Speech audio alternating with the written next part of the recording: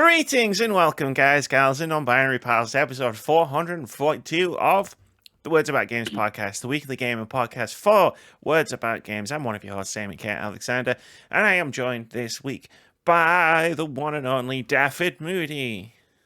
Mina Kumbawa, howdly doodly do, everybody. It's Friday. You know what that means. It's video game day, the holiest of all days. That's right, motherfuckers. It's back. The Lord has returned for video game day.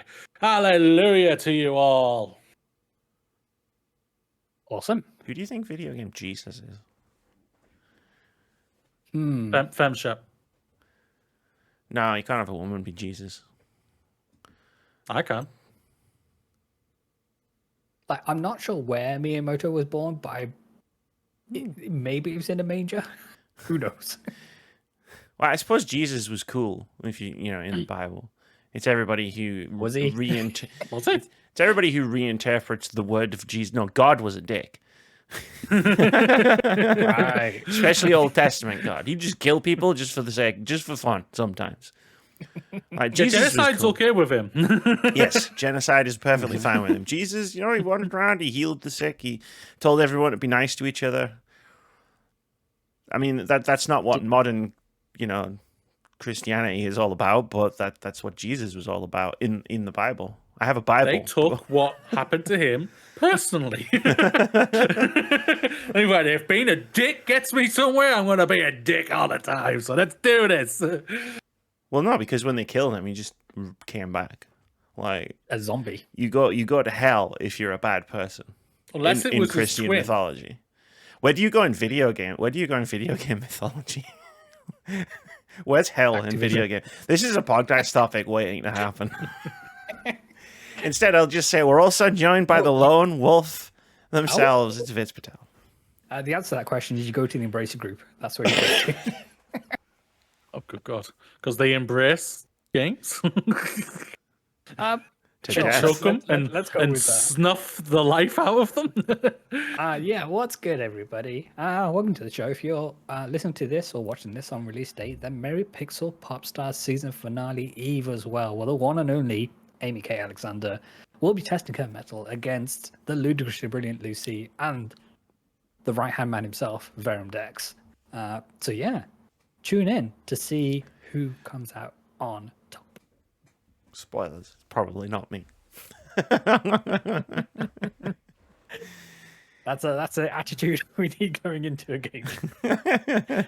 I know I have confidence in myself. It's something we've established this over the course of our friendship. This is true. Yes. How's everybody doing? Yeah, we're doing all right, thanks. Yeah, been a I'm week as it tends to be on this planet Earth, but yeah, we're things could be a lot worse. So yeah, there's stuff to be grateful for. Put it that way. What was it I said to you on Bluesky today, Moody? We can't do anything about the oncoming geopolitical doom, so we might as well just play video games. There you go. Yeah. Like I said to you, like I've doom scrolled a little bit. I'm just like, I had to feel like just go slap myself really hard. Just get back to just get back to life. Do what you want. Just play. And if the world ends, at least you'll die happy playing something. Look at it this way: would you rather die while playing Lost Judgment or scrolling social media? What would you rather the last thing on this earth would be? Not playing as Yagami. I've just had one of the best fights ever. It was so good.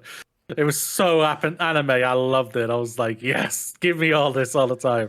Like I tweeted out on Bluesky.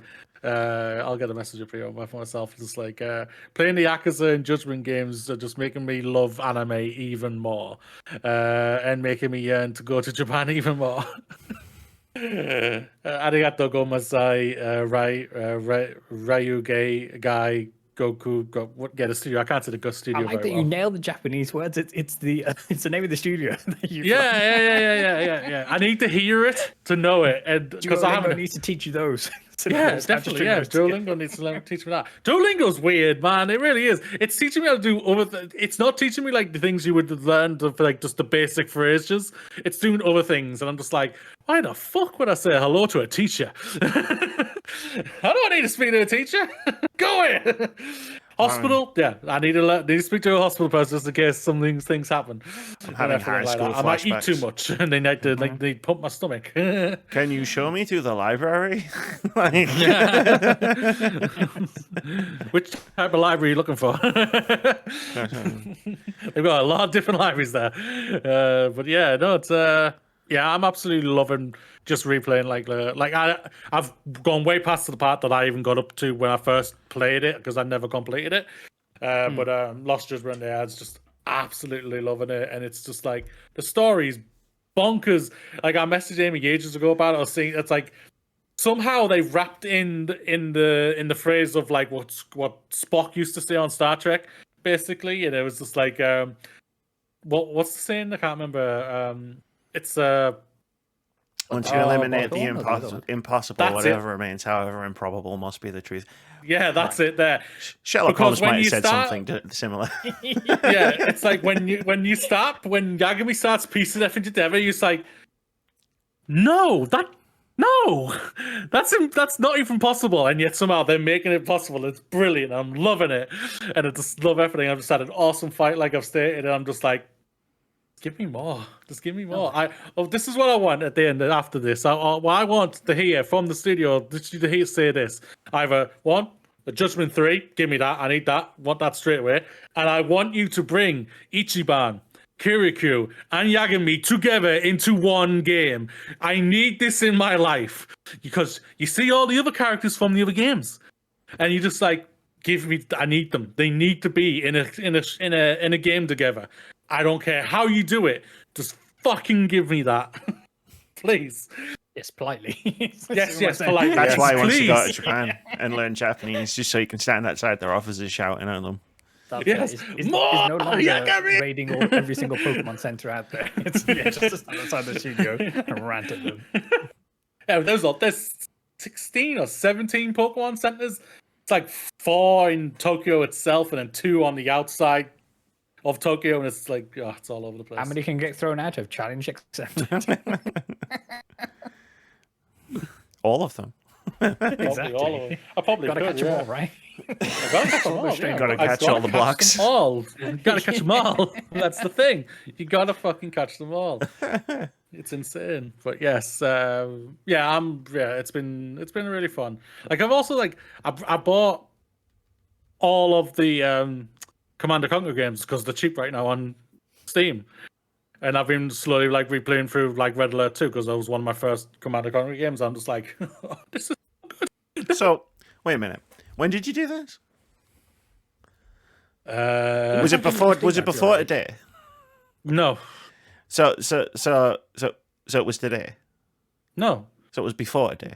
Yeah. Yes. Right. Now, my brain did not hear. Not understood what you just said there. Yeah. So I heard the opposite. Yes. So it you was before tweeted today. out, "I'm almost finished Lost Judgment. What should I play next?"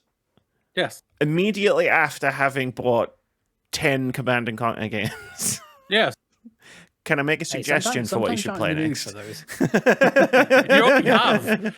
I didn't know you bought the entire Command & Conquer franchise when I suggested Dragon Age. Oh, those are go-to games just to sit back and chill with and everything. Sit back and chill. I beat up Russians. And then when I become a Russian, I beat up the Americans. It's very weird. Okay. Yeah, cool. And Vitz, how was your week? It's been good. I've rattled through the Uncharted games. Once again, it's where I one of the many franchises I'm enjoying, and because we've had a bit of downtime in between making game shows and things like that, I've had a bit of time to sink some time into some gaming. So that has been good fun. I'm looking forward to. So I've rattled through 1 through 4, and at some point next week, I'm sure I'll dip into Lost Legacy again, which is still my favorite of those titles. It's always a fun time. Cool. Lost Legacy is your favorite. That's awesome. It is, yeah. Lost Legacy, then 2, 4, 3, then 1, I would say. It's awesome. I like that one. I bashed with all of them, really. The only one I've never really touched was the Vita one. Oh, yeah, I haven't played that one. No. Yeah. Golden What's Abyss. Cool. Nice. Nice. A lot of fun. But yeah, like as I trailed at the top of the podcast, yeah, just really looking forward to Pixel Pop Stars. I think I've put together a heck of a show. It's going to be good fun. Reaching out to Lucy and Verum this week just to see how they were doing ahead of things, and yeah, they're all stoked as well. So yeah, it's going to be a fun old time. You reach out me. Well, this is why we have this vehicle here. You knew you were going to speak to you today, so it's all good. I see how it is. Started already. Yeah, dear listener, Amy thinks that I have some sort of shenanigans in situ in order to nobble just Amy, nobody else. And why would I think that? Who knows? The paranoia runs deep. No one can say for sure. Oh, no one can say for sure. For more of those potential shenanigans, check out our charity fundraiser initiative for this year. We're raising money for safe in our world. I agreed to do it again, didn't I? Crap. You did this to yourself. It's fine. Amy does a lot of things to herself. I won't lie. So. It's a very good cause. I think when it comes to anything to do with like being game shows, it's just the Whoopi Goldberg gif of Sister Act to Amy's mind just going, "Girl, you're in danger." Yeah, I am, right? There you go. You can't convince me I'm not. Oh man. But yeah, no, I've had How's your week been, Ames? a good week. Yeah. It was a busy week. Like I you know when I said I'd finish the video more or less. I know I'm doing more to it, but and then I was like, I'm gonna relax. What I did instead was not relax. This has been a trap you fell into the past, though, haven't you? Yes, that's Amy, true. you should really try reverse psychology against yourself and say, "I'm No, not it was gonna good. relax." It was in honor. It was towards relaxing. I was organizing like all of my retro games to play, and I've been playing one the last few days. But yeah, no, like in the midst of doing it, I had Star Trek: The Next Generation on in the background for no particular reason. No. In the midst of doing it, I was like, this big TV was between me and my actual like modern big TV, which is what Star Trek was running on, so I couldn't see it. So while I was doing all of that and my computer was doing its things, and I was like, I'm just gonna quickly unplug all my stuff and. It's over. Which is why I'm slightly further to the side now than I was before. And then I went to a retro game market and I bought one thing for a $5. Do we congratulate you had so on much money receiving saved up or- and you came back with one thing I did, that was yes. the five. Pickings were slim. Like, no, that's not fair. Okay. Pickings weren't slim, It's but just- like it was my expensive. specific pickings were slim. Like the things that I wanted were not That's there. what you were in the market for, yeah. Yeah, it's like I didn't have console money, so I wasn't coming away with a new console. Yeah. Like, but then it was like games. I don't want any of these games. And then it was like, you know when you feel that knowing, I'll just spend some money for the sake of spending some money because I'm here and I have some money. My money is literally burning a hole in my pocket I saved right now. money specifically for this thing. Girl, you're in danger. I spent more money on the ticket than I did inside. But no, I ended up I ended up coming away with most of my money, which it was fine. Like, was it a bit of a shame? Yeah, it was a bit of a shame. But for a friend I went with spent a lot of money. There you go. Walked in. Sometimes you got to be the enabler. That's Walked what you in. do. I didn't even need to do that much. So we walked in, turned, and it's like a rectangle hall. So we like went around the outside, and then there's like the inside bits. And she So we was just walked like around this. the outside. So no, what happened was first table, huge, really long, and we were just like having fun, like flicking through all the games. They had a lot of like for every like platform. And then we got to the end, and they had boxes of memory cards. And he was looking through, and he picked out this Dreamcast VMU No, he doesn't know on the Yeah, Dreamcast. never forget. But it was teal. It was like this teal, it was one of those see-through ones Okay, yeah. that were big in like the 90s, early 2000s. And Yeah, he never really forget that liked Atomic it. Purple Game Boy. Yeah. Yes, so I saw one of those as well. And he really liked it. And then he was looking at it, it was only £20, like, you know, like it's nice. And when am I, and like, and this is all the things he's saying to himself, like, when am I ever going to see one of these again? Like, you know, when I eventually get my Dreamcast, like, and I'll have this thing and it'll be cool. And then behind the table, there was a load of controllers hanging. Mm-hmm. And there was the matching controller. Oh, the see-through teal. Yeah, the controller, see-through okay, teal. yeah. It turns out it's like a Millennium Edition or something. It's like a thing that came out in 2000. And it snowballed from, well, when am I ever going to see the controller again?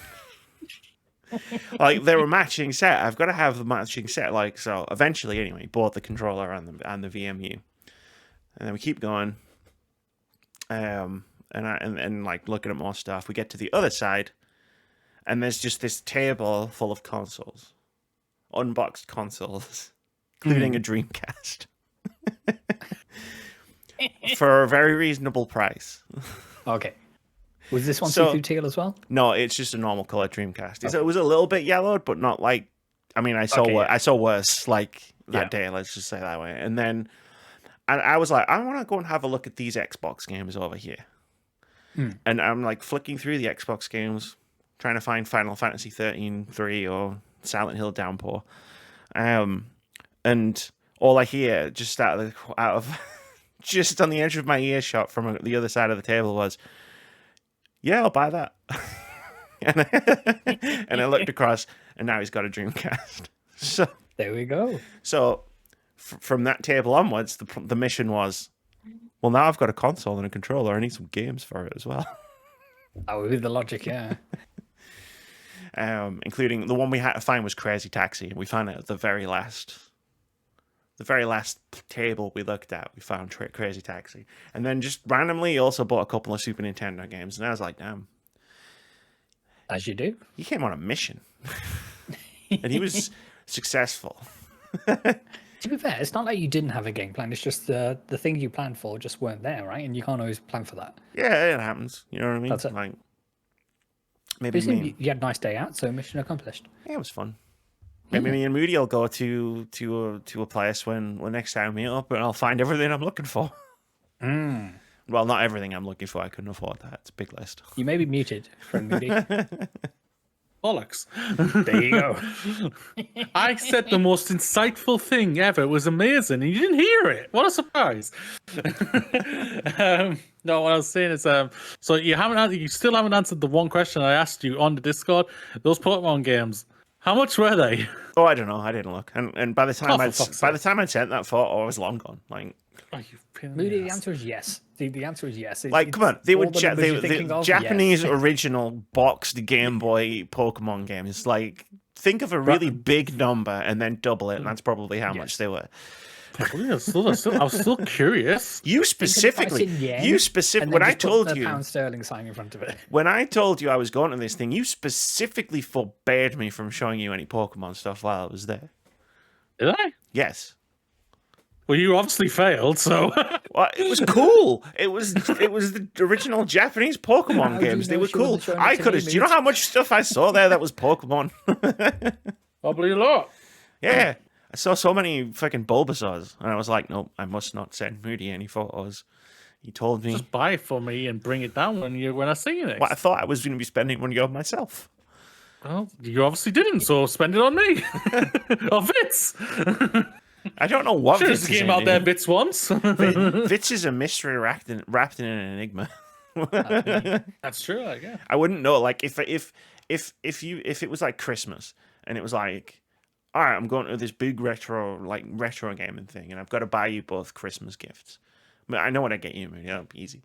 But I don't know where on earth I would start with Vitz beyond Gran Turismo. But I don't know if he actually likes it or not. Yeah, there is something to suggest I don't. Yeah. I would just buy him a game that you know you've been wanting them to properly play and just get him that. That's true, but the only one I can think of is like Yakuza Like a Dragon, and it's not a retro game. So what? Well, I'm in a retro fair, and like I wouldn't. I'm sure That's true. some of the earlier Yakuza games are pretty retro now, so go for those ones. To be fair, like you know that I'm partial to a Legend of Zelda, so I think classic ones of those, where they have the systems to run them. I was going to say that's a true, different but do story. you have Super Nintendos and N64s? And It's his problem. You just have to get him a Christmas gift. Even like a a box copy of Link's Awakening would make a fine art piece. So say if you had it like mounted and framed and all that jazz, and there's still value to be had there, even if I don't have an original Game Boy. Or to be fair, we have a DS in the apartment, and that still runs Game Boy cartridges as well as GPAs as well. Link's Awakening. I didn't actually see Link's Awakening. But yeah. I didn't see much Zelda stuff. The thing about the UK games, like the games that were sold in the UK that were popular, are very different to like popular games. Like, if that makes sense, like things that are beloved as cult classics versus the things that sold really well. Right. Yeah. So like, there's a lot of copies of like all those first person shooters that came out on like Xbox 360 and stuff. Like, you're not going to see too many copies of like Silent Hill or like too many Legend of Zeldas out in the wild, apart from the Wii ones where there's like a million of them. And I already own both of them. There you go. I got them the last time I went to one of these things. It's crossbow training. I do own Link's crossbow training. It was £1. I found it in a box under a table. And I was like, I gotta buy that for £1. In the nobody's interested in these box. Yeah. Hey, Amy's there. One crossbow training, please. I was like, I would like this for my Zelda collection. Yes. I might as well pull the trigger on it now. But I like the idea of you not justifying that it's a Zelda collection. You just wow, look at this cool shit. game. Link's crossbow training. But yeah, I struggle with this so much. Now I can train. But yeah, no, I went in with an idea of what I wanted, and I saw none of it. So, there we go. but I had a nice time encouraging my friend to spend more money than he had. There we go. So, Pretty master at that, aren't you? I'm expecting the was same. that? I'm expecting the reverse treatment from Moody when we go looking at retro games. And she knows firsthand how much of an And I know am. I have to. Yeah, and Vitz is way worse than me. It's true. But now I have lists, so it's fine. Anyway, should we get on with the old podcast? Yeah. The old podcaster. I've got my book. It's funny, we were talking about PlayStation. Lunte showed off the tote bag last week. This is where I got this from as well. Wow. For audio listeners, Amy's holding up a PS1 themed notebook. It's a notebook that looks like a PlayStation 1 on the back as well. It's got all the little There you vents go. and all the ports on the spine. Nice. No controller port, though. It's just pages. Yeah, so it was Steam Next Fest last week. It was. Which means it's time for me to talk about all the cool demos. Some of the cool demos I played, because I don't want to be that person that's like, I played this and I didn't like it. Why would I do that? But I didn't get to play as much this time as I usually like. I usually like set aside like a full sort of day to play demos, and I didn't. Between video project and other project and going retro, it's like finding the time was difficult. I ended up doing it in like a few hours on an evening. But I still have 5 cool indie games that I played demos of. And some of them I really enjoyed. And I'm just going to go through them in the order that I played them. Last time I did it, I had this is my standout number 1 Steam Next Fest demo. This time, all of them were pretty much on equal pegging for me. If I had a standout, it would be one. I'll mention it when we get there. And I just want to remind everyone that that standout demo that I played last time was called Keep Driving. which has an 89 on OpenCritic. So, you know, I think I'm feeling pretty justified in being like, this was the best demo of Steam Next Fest. Maybe I know what I'm talking about. But the first one I played was called The Horror at High Rook, which I had seen tweeted a couple of times on Bluesky, and I hadn't actually...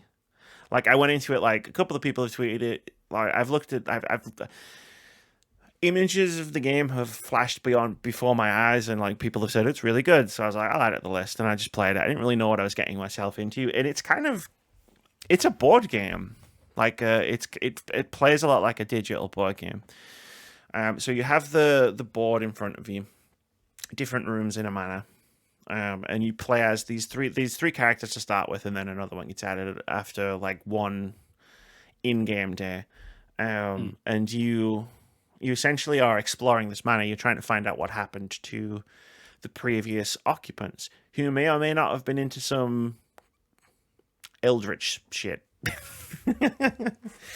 But yeah, so you do that. What you do is that each room has different slots. So you put a character in a slot in a room, and then you put a task that is assigned to that room into, like, for example, in the library, you can put the guy who's good at reading books, and you put him in there, and you put the task to search the library in there. You push the button, and then like 2 seconds goes by, and then the search will yield other like little cards. And these can be items that you can use like in other slots in other rooms of the house, or they can be like plot related, like quest items, to allow you to advance the game or the story, or, you know, they can be all sorts of different things. It was a very interesting sort of loop I got myself into. I tried to limit myself to 30 minutes per demo. So like if a demo was going over 30 minutes, I would stop myself, and I didn't do that with this game, because I was just like, I'm just going to keep going and keep clicking the thing and doing this. And I got into this like nice rhythm with it. Where it's like you also have to manage stats like injuries and fatigue and hunger. And madness, because it's an eldritch horror game. Like your characters can go mad, so you have to like sometimes send them to the room to sleep, or you'll have to cook food. Which is, the food was interesting because like it has a timer on it. So like if you cook it, you can't then just keep it in your little inventory forever until you need it. Yeah, it's perishable goods, right? It's like, yeah, it counts down from like 50 seconds or something. So it's like you have to use it within those 50 seconds. It was up. And it sounds fast, but like it's not that fast, because you'll be constantly pausing and moving characters around, and like tasks only take a couple of seconds once you initiate them. So it's like it's not you won't like, it'll be minutes as you're going.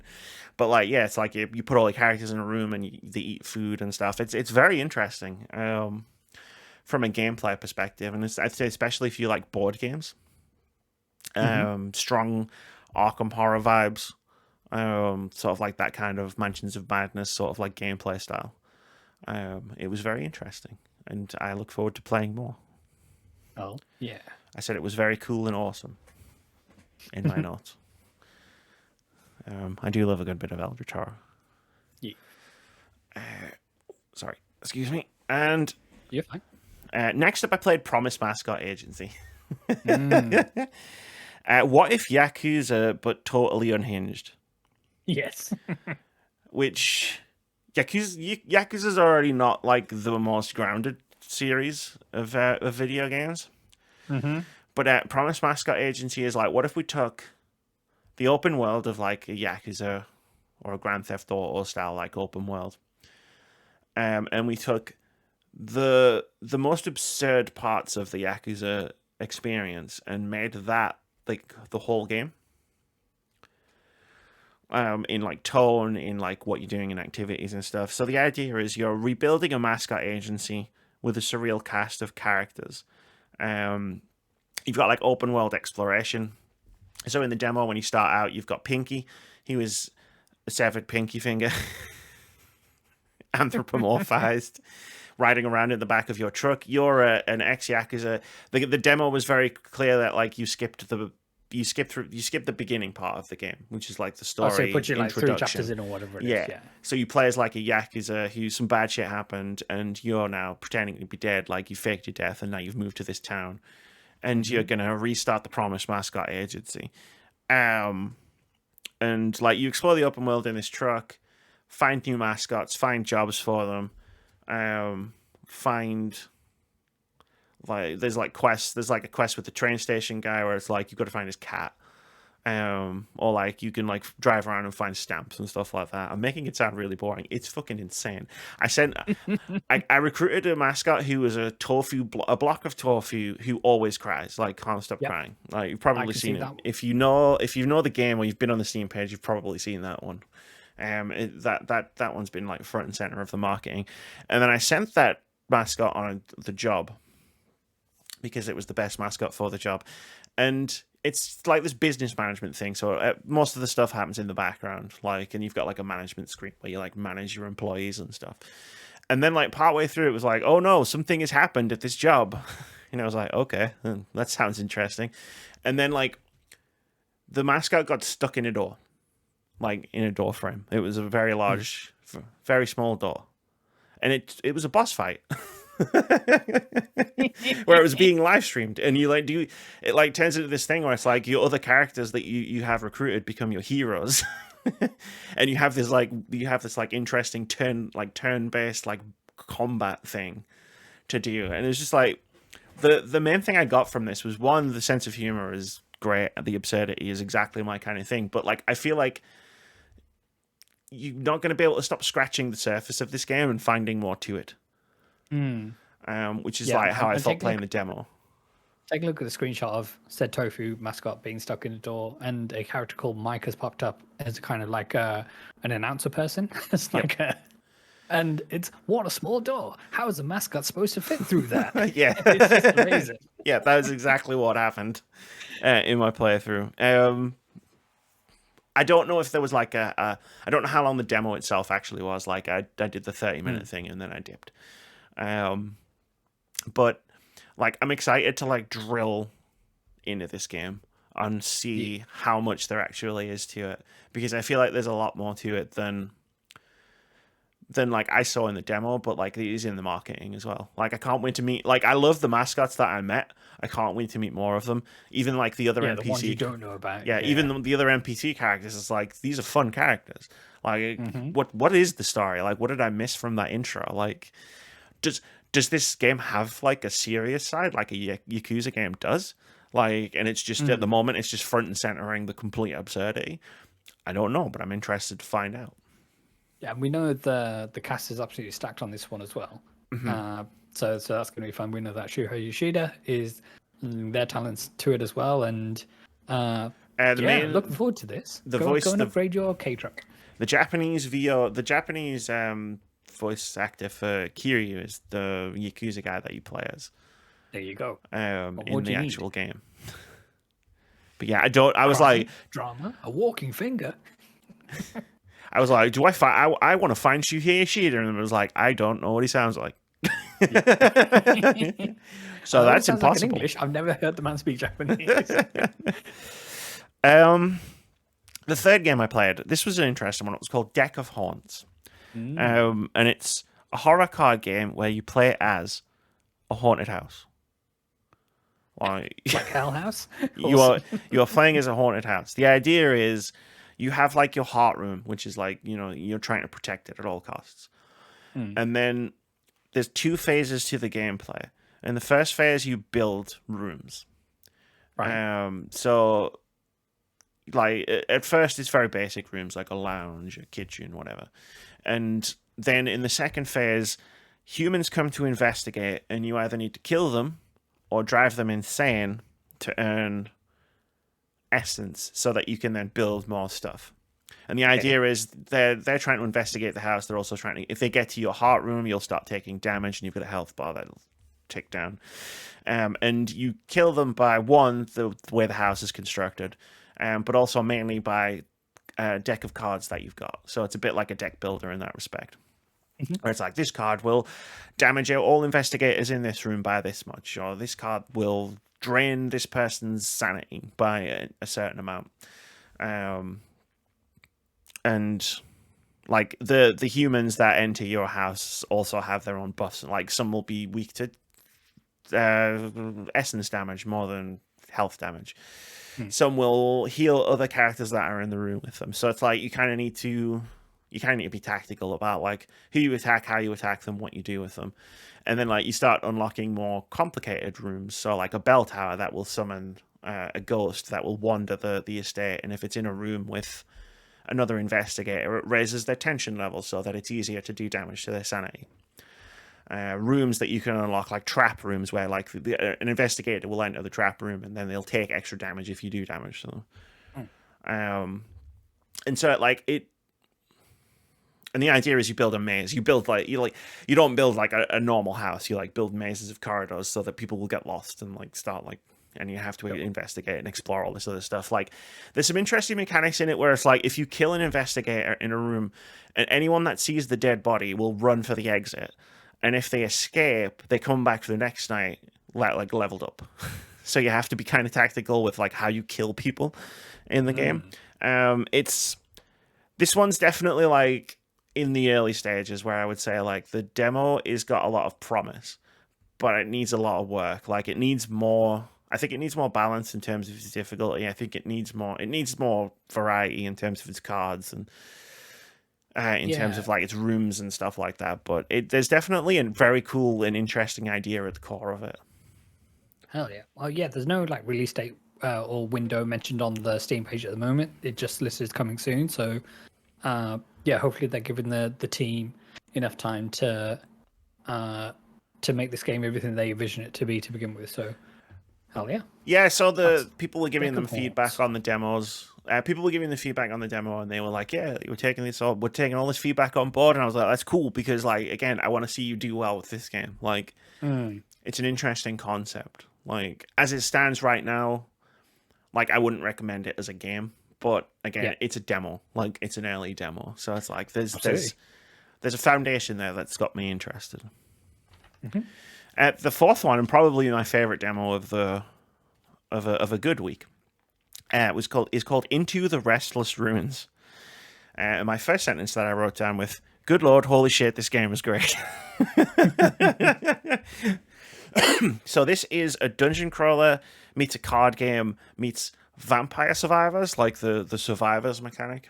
Of like, and mostly by what I mean by that is the attacks are automatic, and when you upgrade your character, you can do things like make the attacks come out faster or have a wider arc, stuff like that. You're not manually attacking enemies. So what you do is you have to explore different layers of like a dungeon, and there's like a starting room, and then you have to make your way to fogged rooms to find the runes to unlock the next level until you get to the boss. And what you do is, again, it's like a game that's in two phases. The first phase is you have cards. There was a theme with this next fest.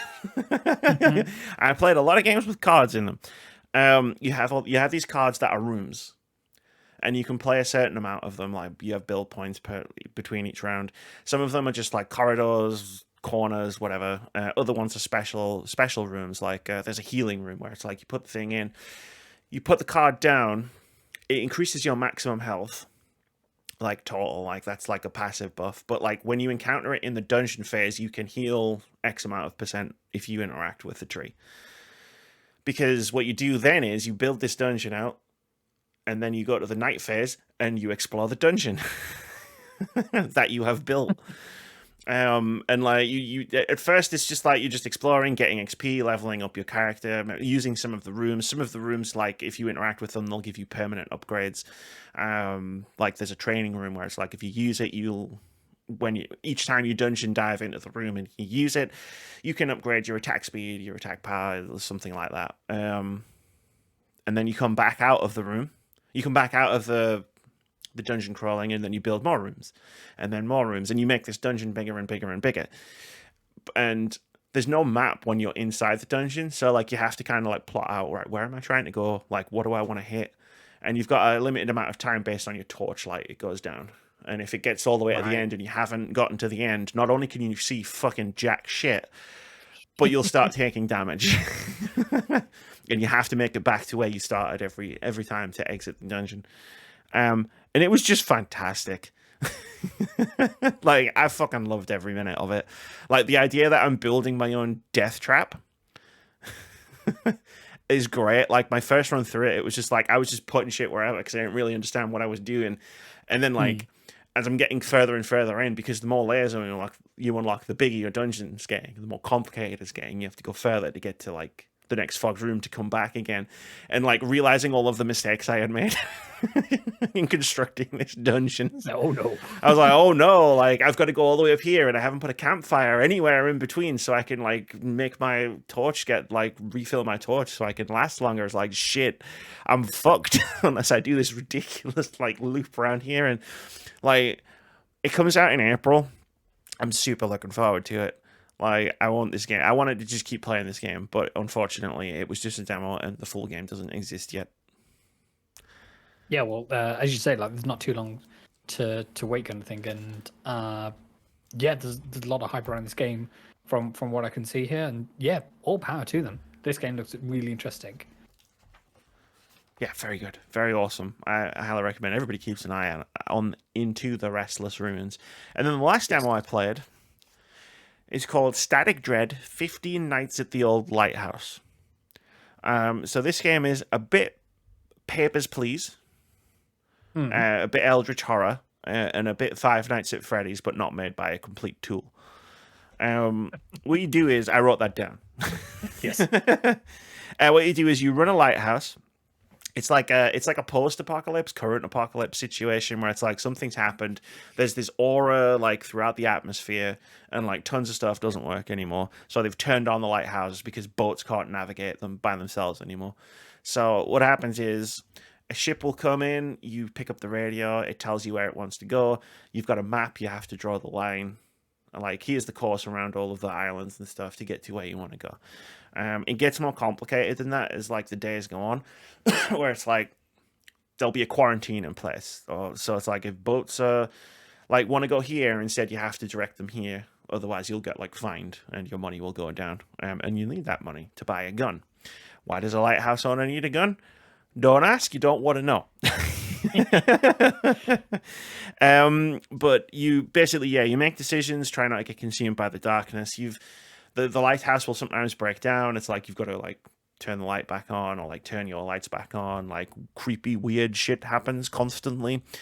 Inside the lighthouse, outside the lighthouse, on the boats, in the water, on the radio. Like it's one of those things where I don't want to start talking too much in depth about what I experienced during this demo, other than to say that it was a lot of fun. In that sort of like, if you enjoy horror games sort of way, you'll have a lot of fun. Yeah, like that's the biggest caveat I'm getting. Vitz would not have a lot of fun with this game. when I answered the door and the child was there and started talking, started talking to me, and by that I mean started talking to me, the player, not the protagonist inside of the video game, like broke through that fourth acknowledged my existence and started talking to me. I was like, nope, don't want any of that. I watched Daryl Talks Games latest video, and at one point he did this bit where he was playing Dead Space and it did the whispering, and it cuts to him doing a funny bit where he just drops the controller, takes his headphones off and says, call the police. And that's exactly how I felt in that moment. I was like, somebody call the police. This video game's trying to kill me. But yeah, no, like it's a very interesting, fun narrative. The demo was 5 nights long. I'm guessing there's 15 nights, judging by the title of the game. Shit was already going down. I definitely feared for my own personal safety inside the game. So I don't know like how 10 more nights is going to go. Yeah, well, you've experienced like a third of it, right? I'm pretty sure the villagers were going to try and murder me. That's the way. I'm excited to find out if that is indeed true. But yeah, that was Static Dread. It was a great demo. No release date on this one, I don't think. But no, but I will say the logo treatment looks really amazing with the kind of octopi tentacles and the kraken type thing coming out of the lighthouse. There's a moment where like there's a night where it's like, okay, we're going to send all of these boats that have weird shit going on them, right? Send them to this one place, like, and then your character is like, well, how do I know if they've really got weird shit on them? And the captain's not just drunk, and it's like, we've set up this system where they're going to fax you photos of the weird shit. And I was like, all right, cool, that sounds good. Yeah, that makes There you sense. go. And then the first photo came through, and it just kind of sits on your desk for the rest of the night.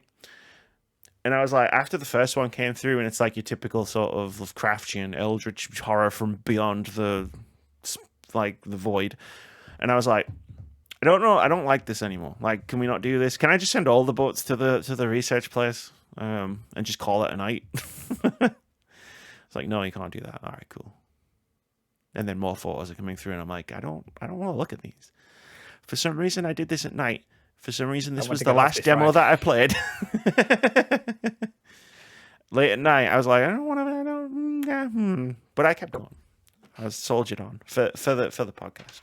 For science. But yeah, so that was my 5 demos. They're all linked in the description down below where you're choosing to listen to or watch this podcast. This was essentially Indie Game of the Week for this week.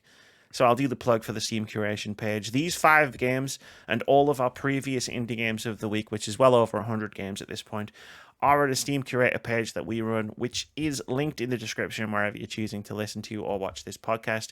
I highly recommend you go and check out these 5 games. I believe some of their demos are, in fact, still live right now, and you can still play them. And yeah, if you like indie games, check out our Steam curator. Go scroll through. Like, we have a good hit rate when it comes to selecting indie games that we think might be cool based on vibes alone. That's for sure. But yeah, no, Amy's favorite Steam Next Fest demos. I promise to play more next time. Cool. That all sounded very good. Very good, yeah. There were some very good demos in there. I think you would really like the Into the Restless Ruins game, Moody. It sounds like something that's right up my alley. Yeah. We'll It's made by a developer in Scotland, ironically. Ant Workshop. It's called. Yeah, I know them. Yeah, I know them. So do I. Developed in Scotland, published by Wales. Published by Wales Interactive. Yeah. Yeah. They've got us surrounded. England. Too right. Fuck you, England. Exactly. No, Ant Workshop. It's run by Tony Garland. He released a game called Binaries many years ago when I was still a game reviewer, and I reviewed the game, and it's the only time I've ever had a pull quote in anything. I believe it's still on the Steam page for Binaries, where it pulled a quote out of my review where I said, I've never wanted to kick a developer in the shins more than I have while playing Binaries. And like, I meant it was a joke. Like, it's a very frustrating game, but it was a very enjoyable game. It was a positive review, but I believe the pull quote's still on the website, still on the Steam. It was the only time that ever happened. There we go. But yeah, that's a fun little fact for you. But there is no indie game of the week this week because it just did 5. Should we do a halftime break now? Yeah. Before we do our final 2 topics of the podcast. That's good. Sounds good. All right, cool. Well, for the last time, for now, enjoy listening to Vitz tell you about Pixel Pop Stars, which is coming this Saturday. If you're listening to this podcast after this Saturday, I'm not going to tell you which Saturday it is, then it'll be available on YouTube. Where can you find it on YouTube as a VOD? You can find youtube.com/Vitz Patel, where there is a handy playlist of every single episode of Pixel Pop Stars. I recommend the second one. Lots of talk of Ratatouille. Yes. And Jersey Island. Uh-huh. All right, let's get out of here and do a quick halftime break. We'll see you all in a little bit. All right. Peace. What's good, everyone? My name is Vitz Patel, and I've been working on something special.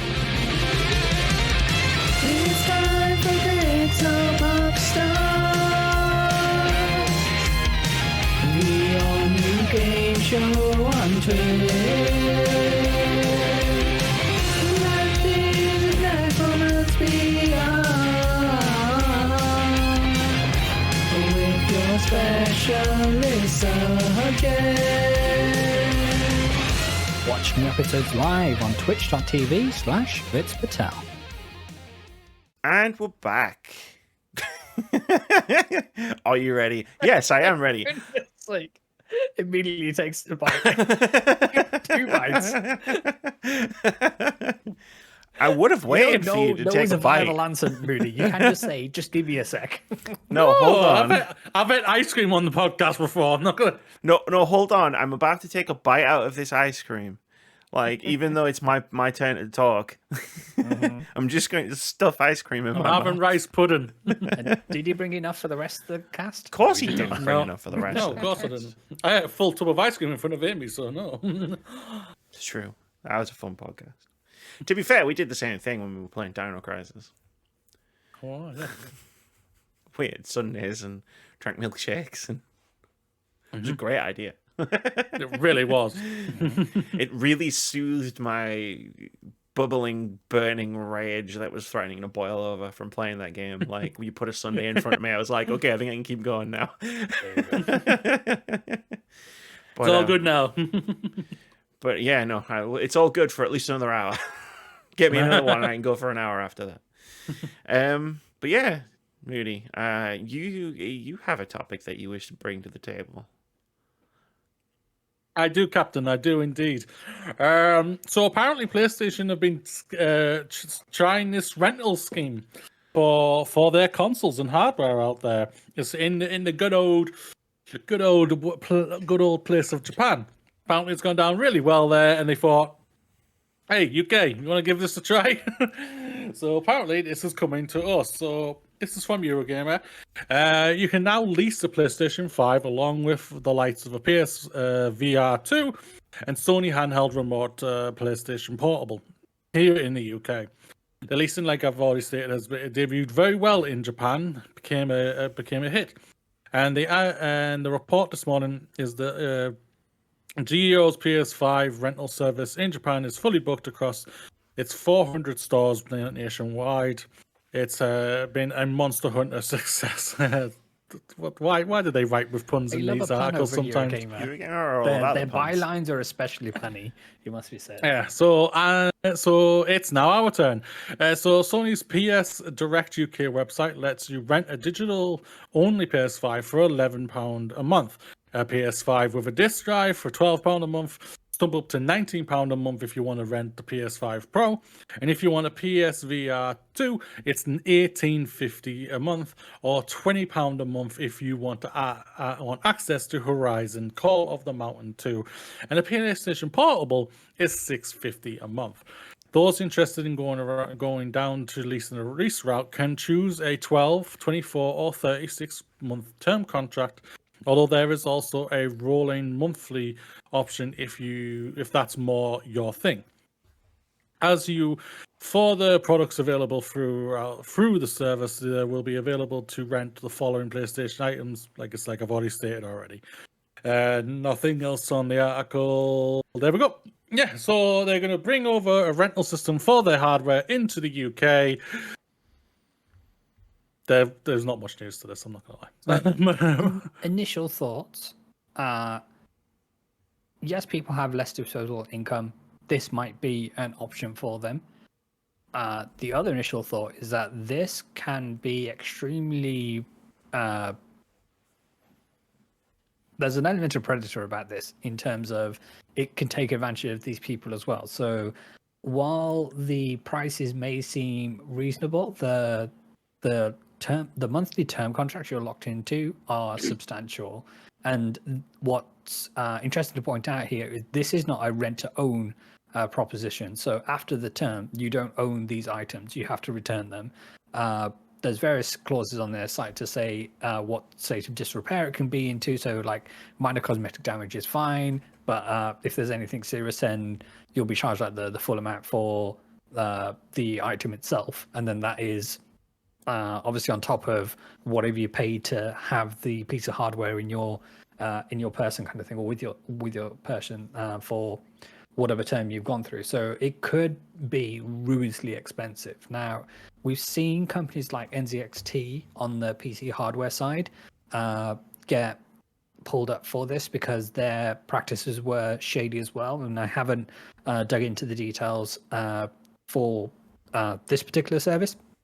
But NZXT got brought up on some shady languages that they were using in terms of having a slight grey area by kind of stating that you would own the piece of hardware beforehand, or it it's less expensive to do it this way when in fact it isn't, rather than just buying it outright.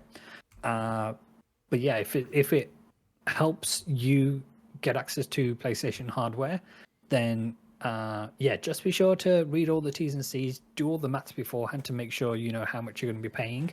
And yeah, for the rolling month contracts, they from what I can gather anyway, are significantly more expensive. So Ames, over to you. So I did my usual thing when I hadn't seen this news story before. You shared it in the group, and I did my thing of, let me just click on this link. Yeah, that's some cynicism right here. Yeah. Let me just see how this actually works, because I don't think it works. It sounds, I don't want to say too good to be true, because I don't think it's amazing. Like, I think it could be in specific situations, and I'm not telling you how to live your life. You do what you're gonna do, right? Like, but yeah, I clicked on it, and then I was like, let me have a look at all the numbers, not just the ones that they've shared in their little press release. So PS5, we'll just go with the PS5 Pro, because that's what I've got open here. Sure. So the advertised monthly price is $18.95 a month. If you lock yourself into a 36-month lease, so you have to pay that $18.95 for 3 years, every month, no matter what. Yeah. And then you have to give the console back at the end of the day, and it has to be working, and it has to still be, in decent condition. Like they talk about there's like fair wear, I think it's called, where it's like, if it's got a couple of scratches or like this or that, it's like, that's fine. Like, you can give it back in that. And then, like, I guess the next person gets that one console. Yeah. Yeah, also, don't rent a PSVR 2. Don't rent any VR headsets. Like, unless you want pink eye, then yeah, because that's how you get pink eye. Don't do that. But if you go down to the 24-month lease, it's $20.99 a month for 24 months. Or it's $26.99 a month for 12 months. A monthly rolling, totally flexible, cancel anytime lease is £35.59 a month. Yeesh. Now, the rolling one's an interesting one, because it's not like, if you pay $35.99, you think, I just want to play Monster Hunter Wilds, and I can't currently. Let me get this PS5 Pro for a month. One, you still have to buy the game. They don't rent the game. They don't rent games to you either. But two, you're not going to get the console for a full month, because you're going to have to package it up and send it back before the end of your first month. Otherwise, you'll trigger a second payment. I don't know how long deliveries take to and from it's telling me I can get it delivered by Saturday, which is 2 days. But then sending it back, I don't know how long it would take to send it back. But they get significantly more expensive. It's like a gym membership. It gets significantly more expensive the less time you lock yourself in. And if you don't want to lock yourself in, that's pretty damn expensive to rent a console that you don't then get to keep at any point. And I don't know how advantageous it would be for I don't want to say anyone, so I'll say most people. I can't envision a situation where this is something that I would ever do. If I was going to pay monthly for a PlayStation 5, I'd get one on credit, and then at least once I finish paying it, I own it. Yeah. Imagine paying almost £20 a month to lease a PS5 Pro for 3 years. Well, what are you going to do on that console? Because as it sounds, the user interface is kind of okay, and there's the background music on the home screen is kind of nice, but if you want to do something on it, you're either going to have to purchase games digitally or physically. And either way, you do that, at the end of the 36 months, what do you do with the games? Yeah. Well, let's take it one step further. So if you're getting a PS5 Pro, I imagine that they're shipping the one that, there's only one SKU that doesn't come with the disc drive. Then you have to buy a disc drive as well, which for sure is compatible with the PS5 Slim, but you don't have one of those after your term finishes either. So what do you want to do? What are you going to do there? And then the other thing that was interesting to me is recently they reduced the price of PSVR 2 to I think $400 or £400 here in the UK, and they made the bundle which came with Horizon Call of the Mountain the same price as well. So it's interesting that the two different prices here, or $18.50 a month for PSVR 2, or £20 a month for a game which at present you can buy and it's the same price getting either bundle. So that's a bit of a weird one too, as well. So I've just calculated here on for the Pro, 12 months for 26. That is all comes together 320. Just I'll round it up, £324. For the 24 months one, that's £504. And for the £36 months one for £18.95, that comes to £683 for those for how much you'd be spending for them if you did this and everything like that. I won't lie, doing on the Pro and everything like that would be the silliest one to do, because it's no disc. Like what you just said, Vitz, is spot on. You would still have to buy if you wanted to go disc. I think disc would be the better thing for anyone really right now. It's cheaper right now when it comes to digital, and yeah, it's it's an interesting. I don't know. When I saw this story, I was just like, "Wait, what? They're really doing this?" And I read it a little bit. I went, "All right, fine." That's why I chose it at the end of the day for the story today. And it's just like, I've never going further into it and everything like that. You don't own it by the end. That's the craziest thing. It's not like a mobile. Like my contract for mobile is literally up this month. I now own this mobile. It's mine and everything. And for that, and it's just. But the console you would have to send back, and if it's damaged and everything, oh shit! Oh no!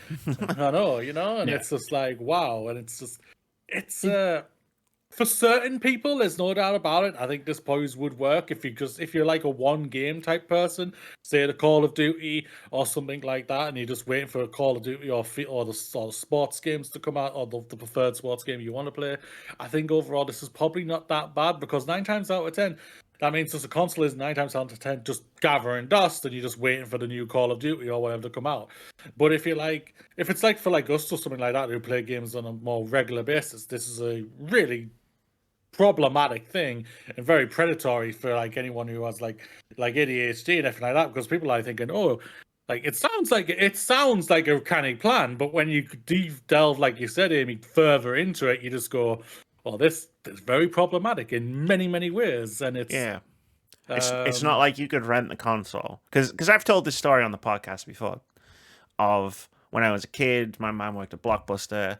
They rented. I was going to bring up Blockbuster. Yeah, they rented the PlayStation ones out, and then I got one for Christmas because they didn't want to keep them in the shop over Christmas, because in my day, shops weren't open over Christmas. So I had a PlayStation for a few days with a couple of games. I don't remember what one of them was, and the other one was like Porsche Challenge. And that was great. That was awesome. And then next Christmas, my parents bought me a PlayStation, because I loved having the PlayStation so much the first time. And that was when I really got into games. Fucking that thing had Resident Evil on it and Final Fantasy. It was fucking great. But like. Yeah, there's a lot of differences with that story, and I'm not just talking about the fact that I was like a child at the time. In that, number one, I didn't have to buy any games. Like if I'd have rented that PlayStation 1 for a longer period of time, I could just tootle along to Blockbuster, pay my £2 or whatever it was to rent a game for a few nights, or like a few quid for a week. You know what I mean? Mm-hmm. And then play that game, and then at the end, I've spent like a £5, like to play Final Fantasy 7. I probably need longer than a week to play that, but you get my point. It's like, whereas, like, if I was renting a PS5 now, like, let's say I go for even just the cheapest option, right? It's $11.99 a month for a PS5 with a disc drive for 36 months. It's like, all right, cool. Which so comes together altogether £432. So that's almost about the price for PS5. All right, cool. What am I going to do with it? Well, I've rented it. Monster Hunter Wilds is out right now. I'll get Monster Hunter Wilds. Where the fuck am I getting Monster Hunter Wilds from? Well, I'm going to have to pay 70 quid, 60 quid to buy the game. Mint. I've got the game. I'm playing the game. I'm loving the game, I assume, in this thought exercise world that I've built for myself. Mint. Now, I can trade it in, like Vitz does with his games. Mm-hmm. He's talking about Metaphor and Astrobot and whatnot. That's cool. I'm still out of pocket for that game. Like, I can't take that profit and buy whatever the next big game is. Yakuza Pirate, Yakuza or whatever. because I literally can't think. Grand Theft. Imagine Grand Theft Auto was coming out next month. Cool. Like I'm still gonna have to. Then you know what I mean. I'm digging into a hole where it's like, and I'm someone who collects games. I love collecting games. I love keeping games. But if I keep it, that's even worse because when I send this PlayStation back, I've now just got a box. It's like I just bought Concord. Doesn't do anything. And I don't think I can put it into my other. I don't think I can put it into my PS2. I don't think it's gonna work. No. Like theoretically, for us, like say if it was one of us who did this, just theoretically, and obviously we chose the disc version because that's arguably the better version to get. It's cheaper and everything like that. Then for us, then I would say for us, like if it was us, then you get a subscription with Boomerang, and then overall you're probably saving money overall. Yeah, not long term, but it's instead of going out and buying a full game price, which is 9 times out of 10, 70 quid these days, you're gonna get Boomerang. You get a Boomerang game, rent a game. Yeah, which for just one premium game, you're paying £12 a month. Yeah, I know long term it does add up. I don't deny that, but it's like that's how. But I'm not saying that that's what all of us do this and try this out type of thing. I'm not. No. You know what I mean? But that's the only thing. Because a lot of people don't know about Boomerang. This is the thing. The thing with Boomerang in this specific scenario, I love Boomerang. I'm not talking shit on them at all. Like. In certain instances where they don't give you the games. Well, this is what I was going to say. Like, how many times have I come to this podcast and been like, they didn't send me the fucking game, and it was like when they didn't send me Final Fantasy VII Remake that one time. Well, they didn't send me Yakuza like a Dragon Infinite Wealth last year. It's like so you end up in instances like that, and it's like, okay, what do I do here? Like in both of those instances when I owned the PlayStation, I just bought the game because I was like, fuck it, like I'm gonna play it. And I'm probably going to play it more than once at some point in my life. That's great, but for your sensibilities, you also want to have those in your collection, kind of thing, as well, on a long-term basis. Yeah, like I own every single mainline Yakuza game digitally on PlayStation, like because I want that collection. Like I'm going to get the physical collection at some point, but like even if it's not new releases, it's Boomerang's not a service where you put a bunch of games on your list and you get one straight away. Like you can be waiting for them to send unless you have like a massive list of like 30 fucking games, but even then you can only select a top 10 of games that will actually be like live. So depending on the games that you want, you might not even get sent one for a while, and all the time that you don't have a game from Boomerang, you're paying for a PlayStation and the time is going and that timer is like running down. So I can see like the combination of the two sort of like working out in your favor potentially, but it's a double-edged sword. The thing about like it's like figuring out the audience for it, because obviously we wouldn't do this. If we wanted a console, we would save up, or we would do what I said and just pay monthly to own one. That's how I got my Switch. Well, it'd be interesting to see not my Switch, my PS5. How much that is and what deals are available to pay it off on like a 3-year term at 0% APR and stuff like that, and what that would shake out. But sorry, I cut across your point. Because it's not for us, the hardest of the hardcore. Like, sorry, remembering my Elden Ring video. It's not for us who would be like the top tier. That 14% we were talking about last week. I don't see it being a good value proposition for the people who only play Fortnite or Madden or Call of Duty or FIFA or Minecraft, because you're paying it's essentially like you're paying in perpetuity to continue to play one game.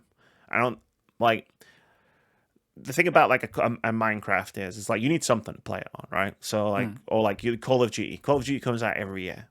Like you're gonna need the PlayStation for longer than 1, 2, or 3 years. And then there's that middle ground of like the casual gamer who plays a few games every year. Like, but they're also not early adopters. Like, I don't see them getting as much value out of this either as just waiting until towards the end of a generation and buying a console then and then getting games cheap, because the games that came out at the beginning of the generation have been out for a while. Like, I'm struggling to envision who this is actually for. I have an idea. Apart from Japan. Rich people. This is for this is for low-income families. This is specifically who they're targeting. Because of the perceived low barrier to entry, and for families who are living from like paycheck to paycheck and what have you, and this is by no means to disparage the people who find themselves in these situations. This is a more attractive proposition than spending £500 off the rip for a PlayStation 5. And these are the people that they are targeting. And in an industry where these corporations, and at the end of the day, these are companies, and they're designed specifically to make money for their shareholders and investors and what have you. This is another avenue to get a modern PlayStation hardware in the hands of people who weren't able to do it beforehand when they were asked to pay full retail price, or to get a credit arrangement where they may not be financially able to do such a thing, kind of thing. So I think those are the people they are targeting. Whether they will get any adoption will be a question for their marketing department in terms of how well can they get the messaging out. Will the local governments get involved to like for advertising standards agency to say this is shady, you can't be saying you can't be doing this, you can't use language like this anymore, and whether there's going to be stumbling blocks for them, or whether they're going to see some level of success. And we don't know at the moment what the kind of levels of numbers they need to hit in order for it to be a quote unquote success for them. But yeah, I can see this is employed to reach low income families. The thing about the low income family thing, I was going to say argument, but we're not having an argument. There's a lot of low income families right now. It's like, as someone who, I don't earn a great deal of money, I'll just put it out there. I do live like paycheck to paycheck. Like locking myself in, because if I'm in that situation, if I'm going for monthly payments and I want them to be as cheap as possible, I'm going to have to lock myself into the 36-month contract. The longest contract. Yeah. Locking myself into that kind of contract, and like having this thing where it's like I have to pay this amount of money every single It becomes month. a fixed expense at that point. Yeah, it's like, well, what happens when I need to go to the dentist? Like, what happens when my tooth explodes? What happens if I have an accident? What happens if I can't work for a period of time? Yeah. It's like, well, I've still got to pay for this PlayStation 5. It's like, I see the I don't want to make this sound like I'm talking down on you, Vitz, because I know you know about the realities of the situation, but it's like, as someone who's been there, and especially like I think the value of money for a lot of people who are going to be talking about this, where it's like, it's for low income families, look at how cheap it is. It's like, I'm telling you, man, sometimes even £10 is a lot of money. And again, I know you know that, so yeah, that's not necessarily. And I'm saying I don't. I'm not in agreement of this strategy that they're going for. I think, as I said at the rip kind of thing, it is predatory towards these people, but we're asking in terms of who's this particularly aimed at, and like you said, it's not us, and I believe it's for those people, and yeah, any amount of money is a consequential amount of money for these people, and for it to go towards this, which is at the end of the day a luxury item, and for them to be locked in on an item that they don't quote unquote need. None of us need any of these. Sure. These are toys at the end of the day, and fighting words. Yeah, it's a bad bet to make with your money at the end of the day, but it still does need to be on the end consumer to make that call and to say, okay, is this something that we can make work? And it's them to do their due diligence as well, to crunch all the numbers and say, okay, well, I'm actually, if we want to get this, then we're actually better off getting it on credit and spreading across how many cards you have or whatever. Because there's still a credit check in this leasing option at the end of the day. I don't know. It's probably not as hardcore as like a full credit check when you can buy something to own. But yeah, like I was thinking then, like imagine if it's for kids, like if it's a family purchase, and it's like, hey, we can finally get that PlayStation that the kids want. And then imagine having to take it away from them, of course, at the end, and it's just like, no, that's not feasible either. You might end up with a PlayStation 5 embedded in your head. Well, you've been naughty this year, so Santa's going to come and take away your PlayStation. Like, away. sorry, Don't blame me, it's blame the time has come. Santa's taking away the PlayStation. There you go. Sorry, It is you done. can't play Minecraft with your friends anymore. It is interesting that the examples you picked of titles, the people want to play are all like multi-platform titles, and like Fortnite runs on anything, it can run on your phone, or so does Minecraft and things like this. But yeah, I get what you mean. Well, yeah, I mean, like, because like if we discount the fact that this isn't for people like us, it's like it goes down to that category of gamer who is 100%. who is playing Minecraft, Fortnite, COD, FIFA, whatever. Like, and GTA Online, maybe like jumps out and plays another game every now and again. Yeah, Like, they're the people who buy like a FIFA every year, and Yeah. that's all they buy, kind of thing. Yeah. and like maybe they see an advert on the dashboard for something that looks interesting, and they go, "Oh, maybe I'll play a second game this year." It reminds me a lot of that scheme Xbox did a few years ago. I think this might have been before the pandemic, for the previous console generation. I said before the pandemic started.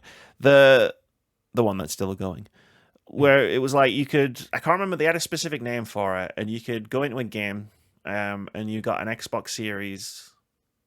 Nope, you got an Xbox One X, and like you paid monthly for it over the course of like a couple of years, and like you kept it at the end.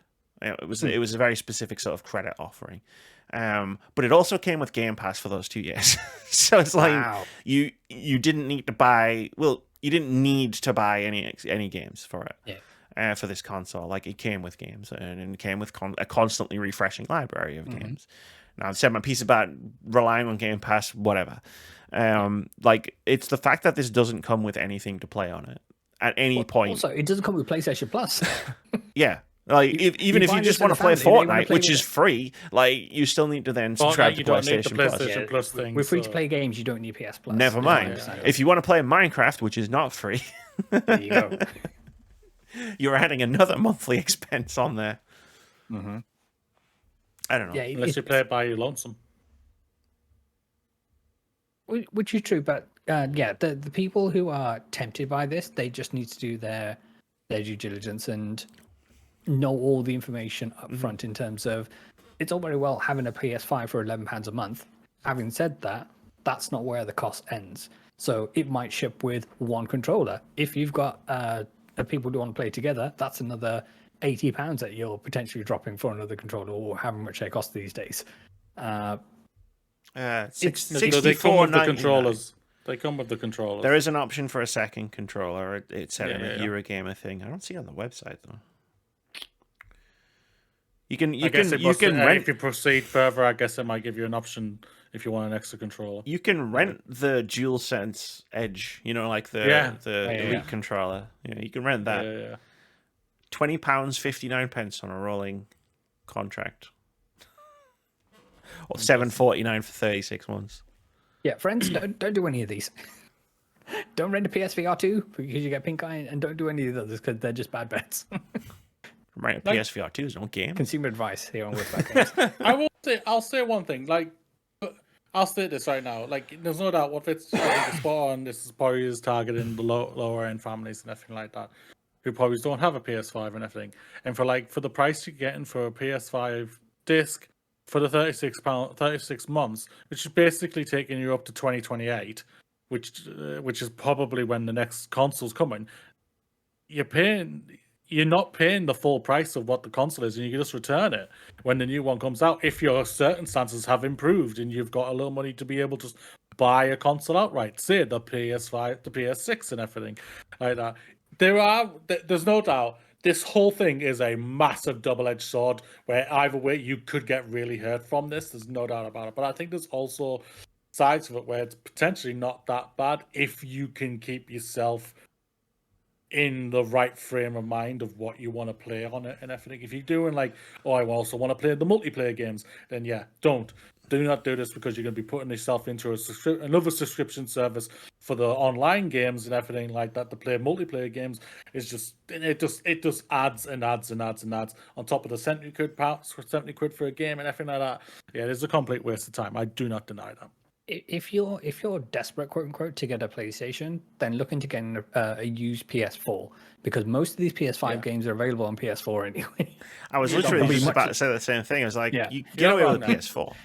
All the multiplayer games work. Yep. Yeah, On a PS4. all the developers right now are still developing for the AAA developers are still developing for the last gen consoles. Like I think Microsoft have even stated that the next Call of Duty is still going to be on the last gen consoles. Still, I think. Yeah. Or Activision have one of them have come out. I'm pretty sure I've heard that. So it's just like, yeah, no doubt. Or But yeah, invest in an Xbox 360. The games are mostly Yes. really cheap very cheap right now. Yeah, and Yeah. very good. They're It's still good. Yeah, no They will doubt, no stay- doubt. And they will stay with you throughout your library, right? In terms of if you put that Xbox 360 disc in your Series X, if you have one of those, then it will download the ROM essentially, but with all new shiny bells and whistles for playing it upscaled and all that jazz. Theoretically, I'm using original hardware. Yeah, in I theory. put my It's like, like I don't need an Xbox. I don't need an One, I got a Xbox One. 360. I have the 360 360. with a Kinect. I could play Dance Central whenever I want. Oh yeah, you do that, Captain. Yeah, don't do this. I don't know. It just doesn't seem like it would. It just doesn't seem like it would be a good idea for anyone.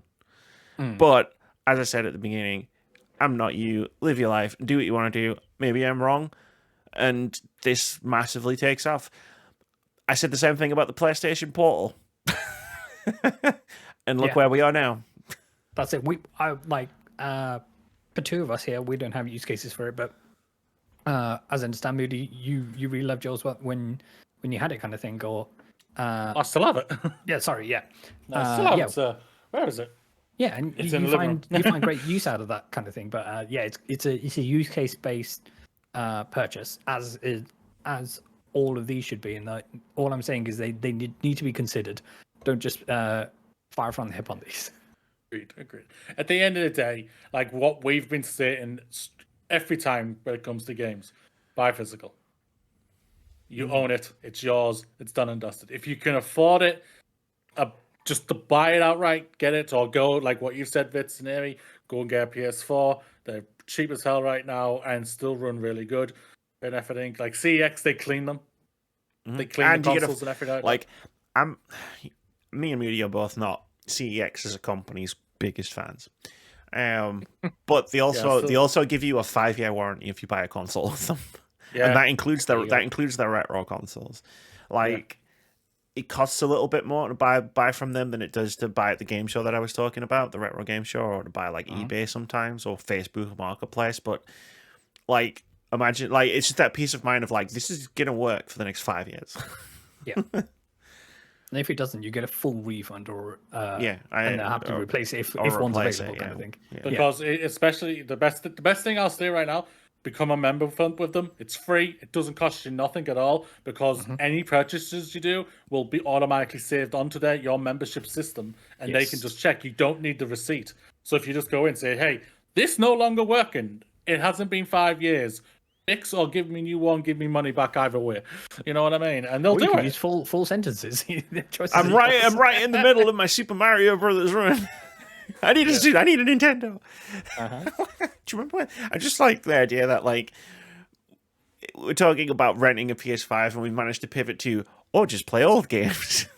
Remember when this podcast used to be like about new things?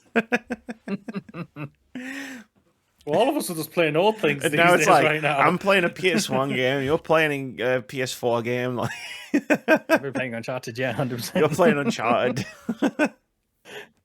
It was a PS3, then a PS4. Yeah. Oh boy! Speaking of PS3 games.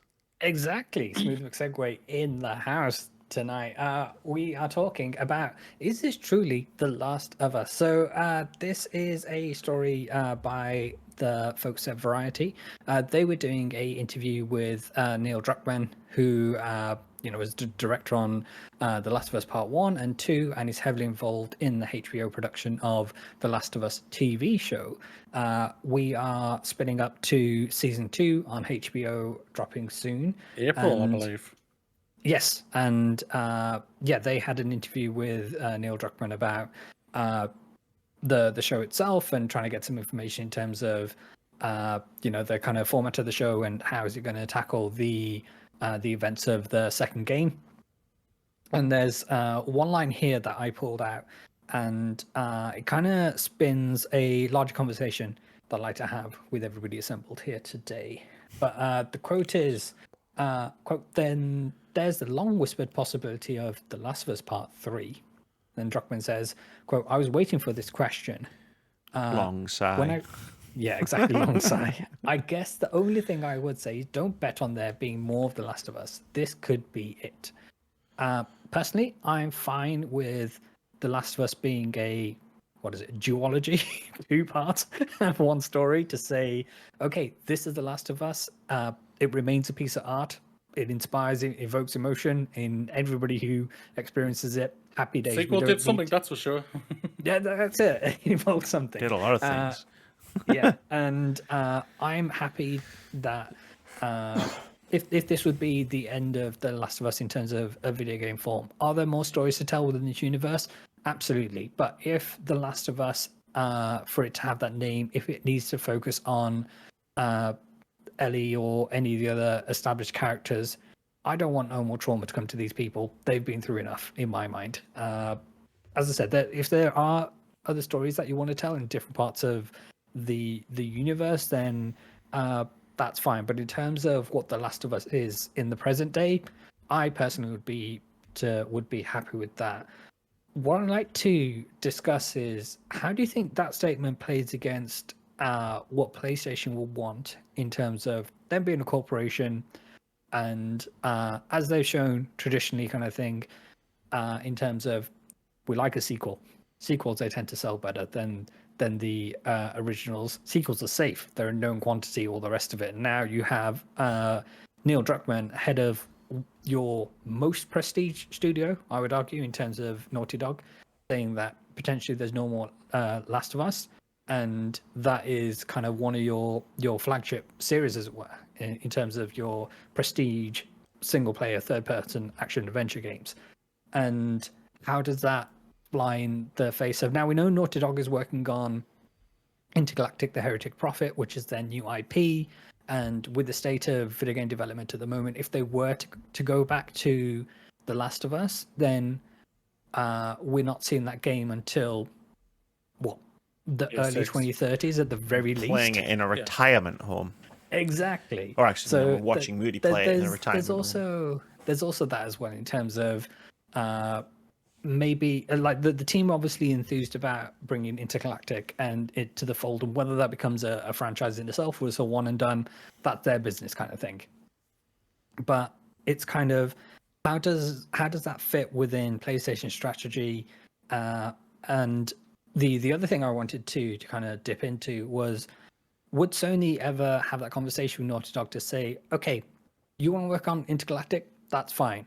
We're going to give The Last of Us IP to another studio so they can make a game in a similar vein to what you're doing, using the bones of Last of Us 2 and things like that to make a new potentially shorter experience to keep the money rolling in and to keep those teams in service. So I just wanted to have some conversations about that and get your thoughts, because I just thought it was really interesting in terms of, I'm fine if we're done with The Last of Us, but what does this mean in terms of PlayStation on a larger front?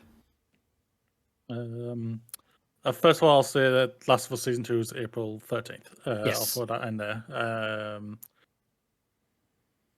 So to answer basically your first question, if this is the end of The Last of Us, I'm absolutely fine with it. Like, for me, Last of Us 1 and 2 are an incredible pair. Mm-hmm. Last of Us 2, I stand by, is for me one of the best video games I've ever played. I loved it. I went through such a journey on that game where I was physically shaking while doing the thing you need to do at the end of the game and everything. It was incredible. Like, it evoked an emotion out, so many emotions out of me. Yep. It was, I thought it was just perfect. There's things of pace and everything, I do get that, but I absolutely adored it. Do I think there'll be a Last of Us Part 3? Yes. I still stand by that. I think for me, I think right now Druckmann's probably. He's saying these things right now. He's probably right now. How I see it for myself is that he's in the mindset of just like, I've done fucking a lot of Last of Us, like a lot of Last of Us. Basically, he finished Last of Us 2. Basically, then went straight into writing and talking and discussions about doing the Last of Us HBO show.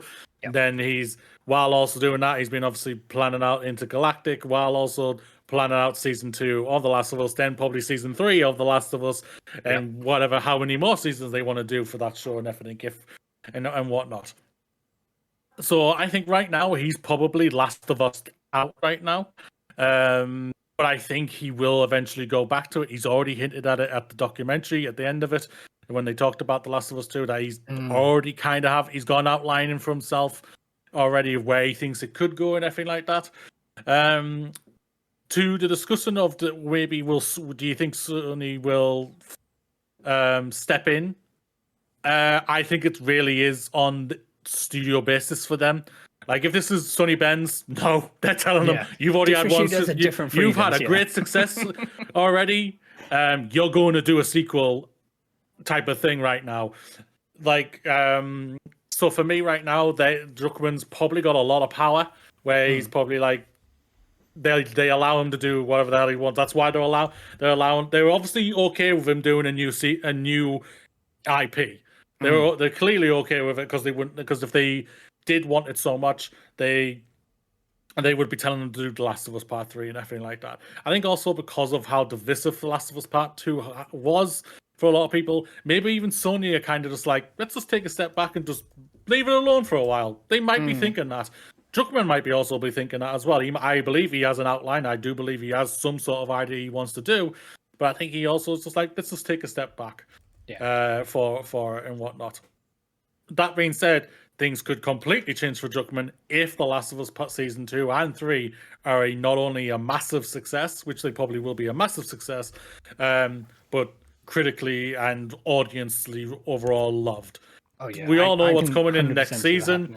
We all know what's coming in next season. It's going to be very interesting how the wider audience feels about what's going to happen compared to the small bubble that we are all in and everything like that. Like the ones who know who are coming, 100%.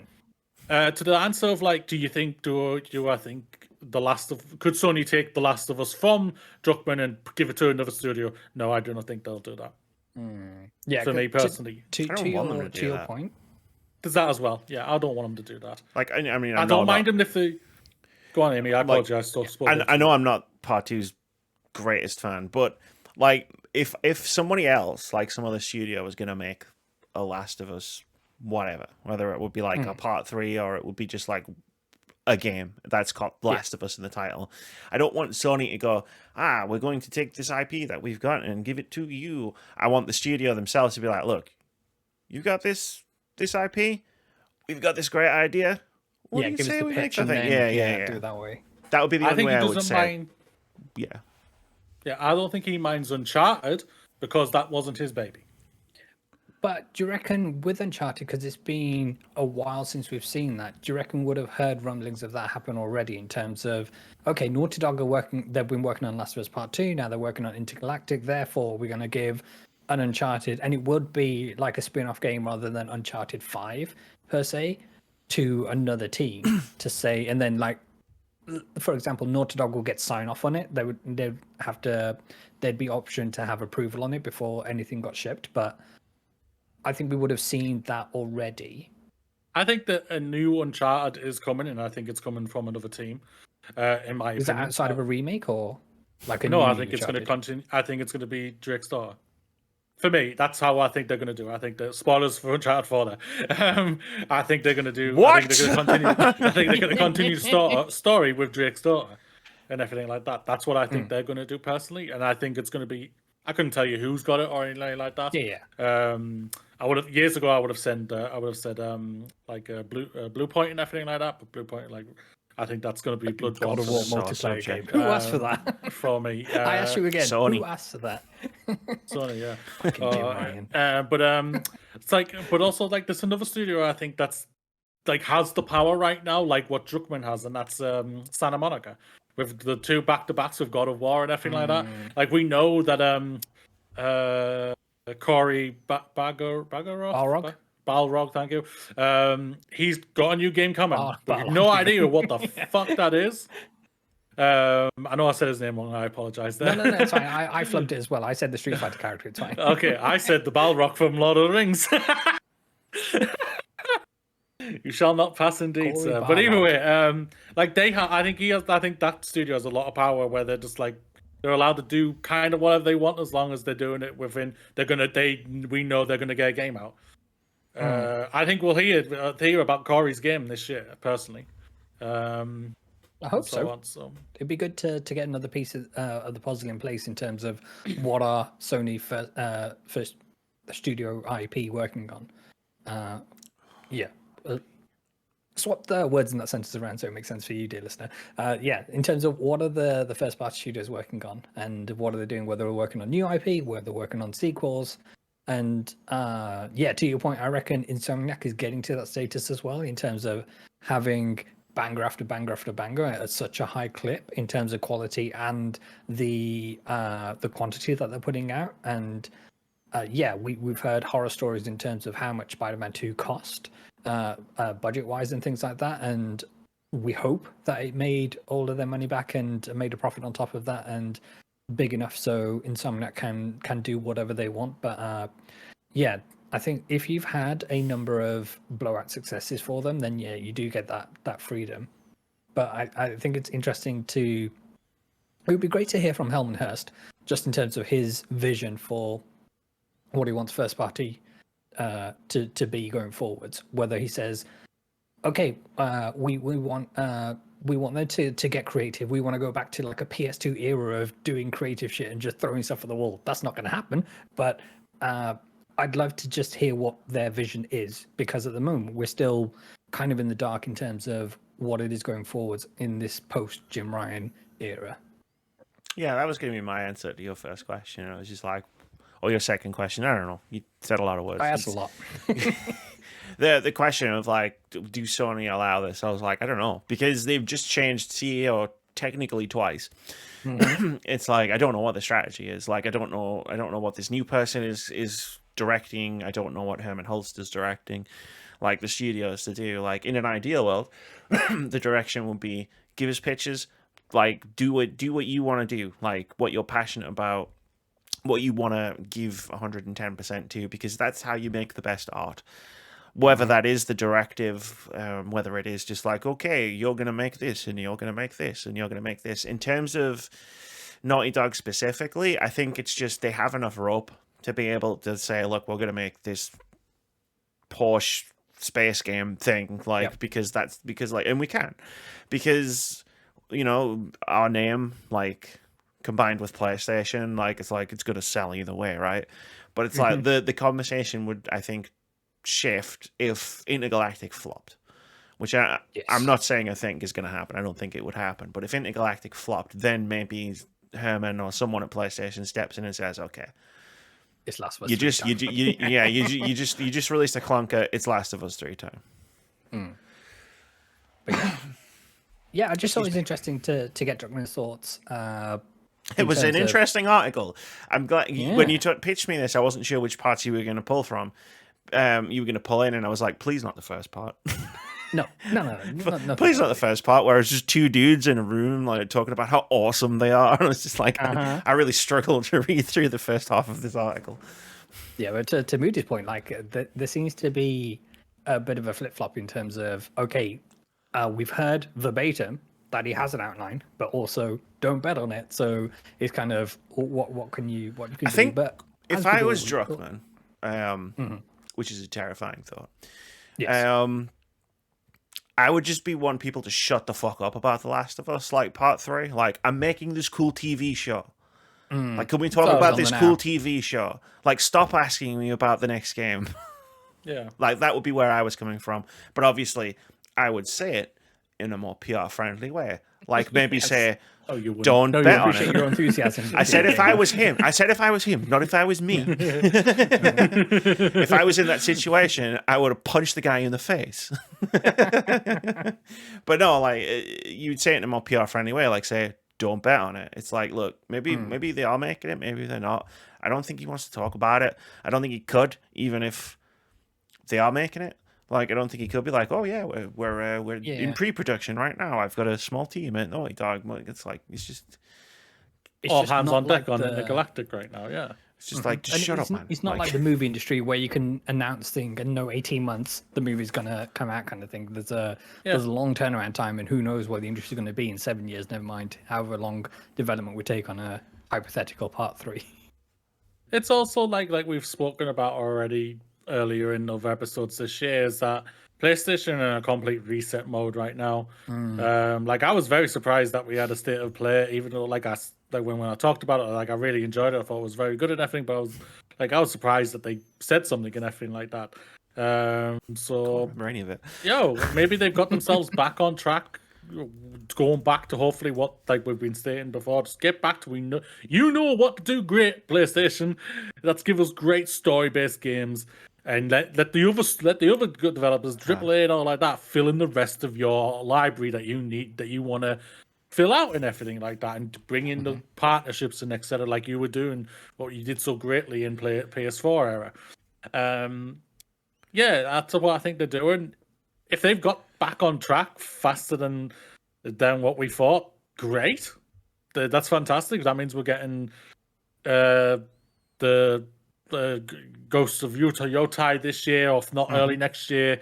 The new the game that was just revealed, I can't remember, Sirens or Saros. Thank you very much. Housemarque, That right? game, if that's this year or sometime next year or something like that, that's fantastic. Or early the year after, great either way. And Intergalactic sometime in the next 3 years, great. Along with hopefully Corey's next game and everything. Like, they've got things coming, and if they are back on track, that's fantastic.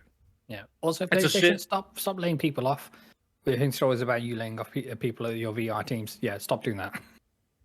I think that's just a thing of just like the continuing of from the bad management from what was previous regime and everything. Yes, we've stated on many occasions like no one really wants VR. I get why they've gone in for it, but the first one did really do great. I think people want it. I just don't think they can justify the expense. I think it's It's £400 odd. It's like I know man, the money, no. right? Yeah, And that's been reduced. And that's Let's reduced, not yeah. forget to, listener. No, but anyway, like they've tried. Obviously, they've thrown out games for it, and it's just not clicking for a lot of people. Obviously, yes, expense, greed doesn't help either way, and everything. And there's obviously cheaper headsets out there and everything, but even them don't have many games on there. So I don't think it's like they didn't learn the lessons on the Vita when they had first party studios make Vita and PSP exclusive titles, and then once they saw that happen, and there wasn't any kind of transferable bits and pieces in terms of they were completely standalone experiences. And it's not like you can have, I mean, there are titles which are playable in 2D and VR as well. 2D is a weird sentence to say when it comes to that, but hopefully you get what I mean in terms of playing on flat screen. And it's kind of right. We don't want to put the resources into making a VR experience when we know it's a niche within a niche within a niche when it comes to the install base. So therefore, the maximum number of copies you can sell is lower than, say, if it just ran on base PS5. Yeah, but like you can put a full stop in that sentence where like that you just said, where it's like, we're not going to put resources behind this, then you will fail. Yes, as well. It's that simple. You throw a thing out for if you half-ass 400 it, then plus yeah. pounds. Yeah. Like if you're going to do something, you need to do it all the way. Otherwise, it's going to fail. Like PSVR. all right, Great Yeah, console. good stuff. They sent it out to die. Should have got some of the best studios out there, and if they're back on track, that's all I care about at the end of the day.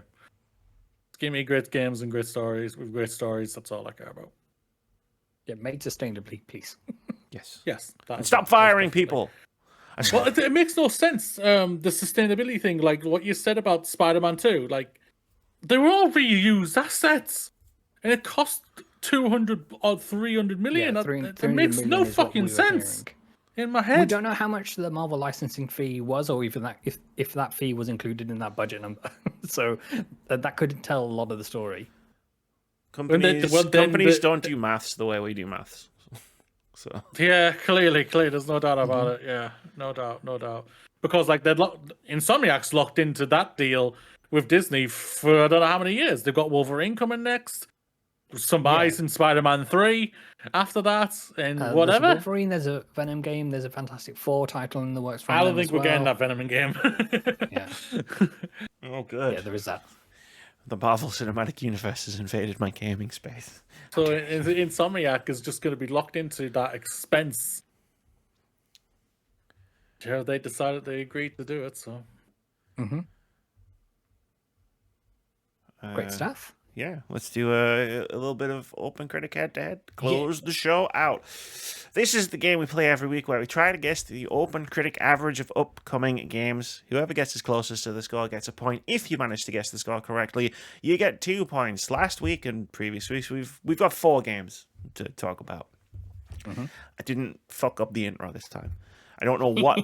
I watched that back last week, like when I was editing, and I still don't know what the fuck I said or what I was even trying to say.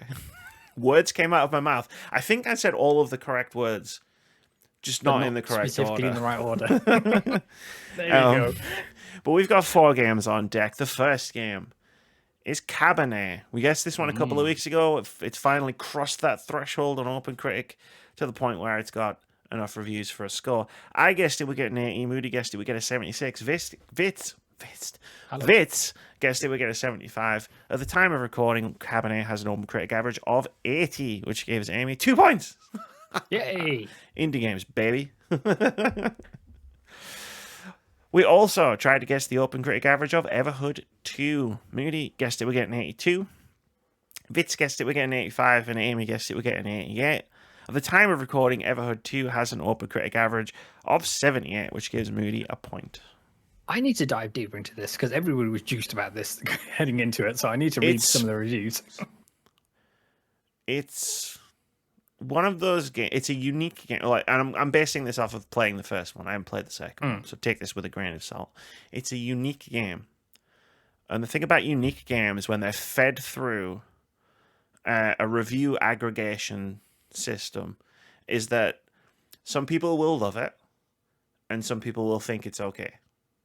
And then then the aggregation pulls those two opinions together, so you end up with sort of like 78 land. And I will point out the thing I always point out when we have conversations about review scores: 78 is almost an 80, which is almost an 8, which is a good score. 100%. Yeah, but it's below an 80. That means it's a 7 out of 10, and I don't care about 7 out of 10s. Yeah. You are welcome to your opinion, no matter how incorrect it is. My opinion is never incorrect, and neither is yours. Because it's a difference of opinion. 99% of the time, I would say that is true. 7 out of 10 is a trash game. Is an opinion I would say is incorrect. I'm taking the piss when it comes to the 7 out of 10 as a trash game. Just so you know. I know. Okay, I'm just making sure of that. Okay. Which is why I'm not giving you my Neil Druckmann PR answer right now. Next up, we try to guess the OpenCritic average of Suikoden 1 and 2 HD Remaster. Moody, you guessed it would get an 80. Vitz, you guessed it would get an 83. I guessed it would get an 85. At the time of recording, Suikoden 1 and 2 HD Remaster has an OpenCritic average of 81. Oy, that was Want to go on those OpenCritic fucking review blurbs. And I have a beef with review blurbs that may or may not come to light within the next few weeks. But I read one of them. I read through one of the review blurbs that says something like, "Oh yeah, there's just a couple of minor flaws that hold this game back from perfection. 8 out of 10." And I'm like, motherfucker, what the fuck? What minor flaws? Really minor. Yeah, they're not minor flaws if they're. You know what? I don't understand it. I'm just going to leave it alone. But that gives Moody a point. Yay.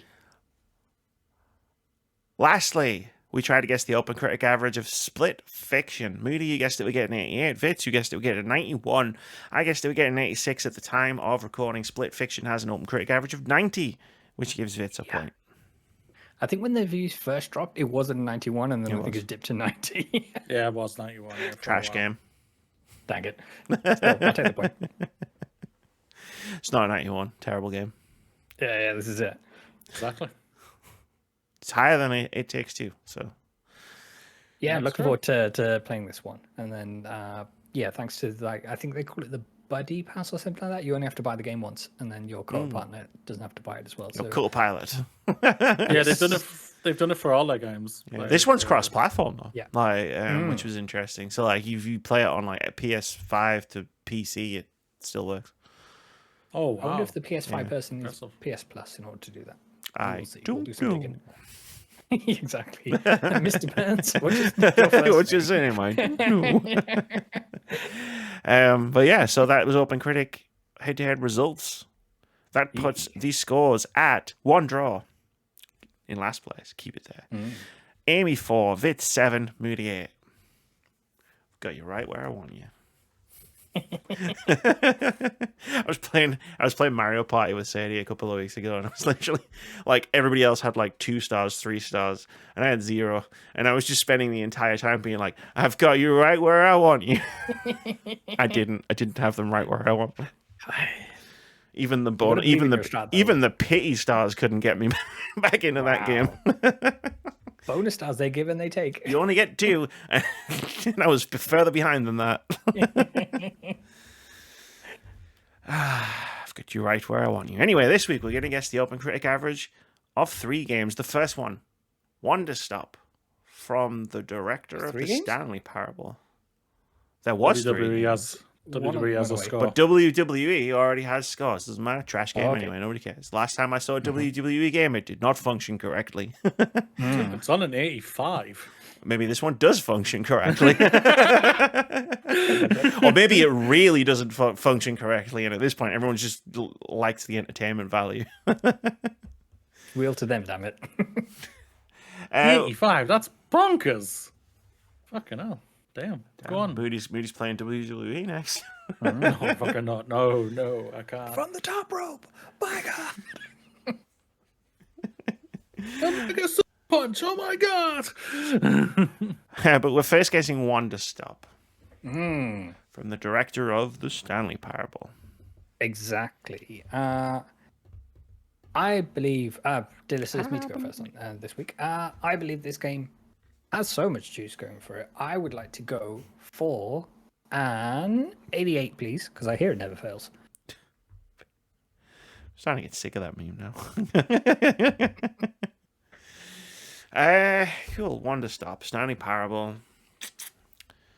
I don't know, man. Is it going to be another Everhood 2 that I just described where it's like, I didn't understand this game, but I still need to put a numerical value to it? Cozy narrative-centric game about tea and ... Google search, cut it off. It's tea and crumpets? Tea and... Don't you just love how the internet just doesn't fucking work? Like... I'm surprised Google didn't tell you to put ketchup in your tea right then when you tea and change. There you go. No, I mean, Google, yeah, sure, Google doesn't work. But I mean, when you click on someone's website, it's like, do you want to subscribe to our newsletter? Do you want notifications? You have to accept these cookies if you want to get it. It's just like, bro. Yeah. I just want to read, let me read the one thing. sentence. And then I end up being like, well, fuck you. I'll just back out. And then now nobody's happy. Exactly.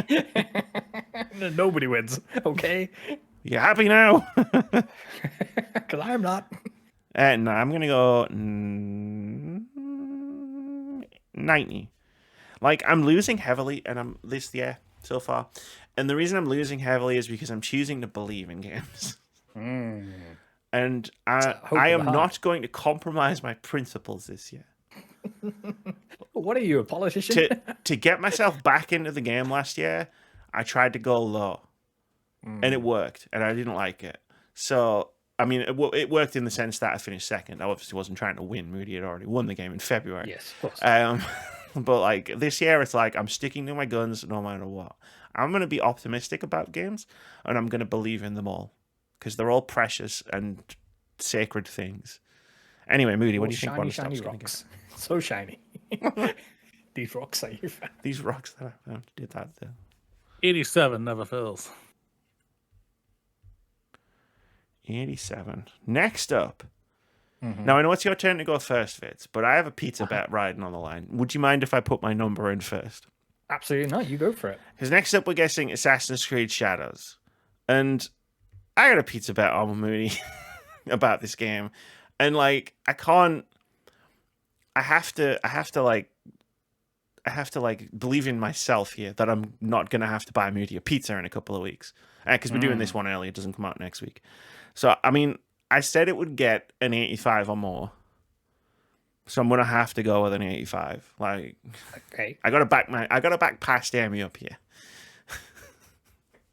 I need to not buy Moody a pizza. Moody, I'm happy for you to go next if you want. Just keep No, this sir. pizza bet running. No, so you can go. No, It's it's all fine. Like it Okay, gets that's anything fine. below an 85. Like Moody's getting a pizza. So Okay. So, from what I understand about this game from previous cycles, it's more Assassin's Creed. And take that for what you will, dear listener. I think this is gonna get a 78. Vitz doesn't believe.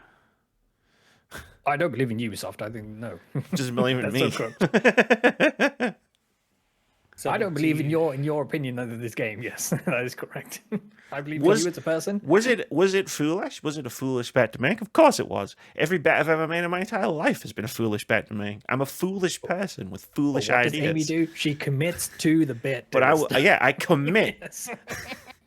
I pick Full a send, path always. and I stick to it. Full speed ahead. Close my eyes and just run. Exactly.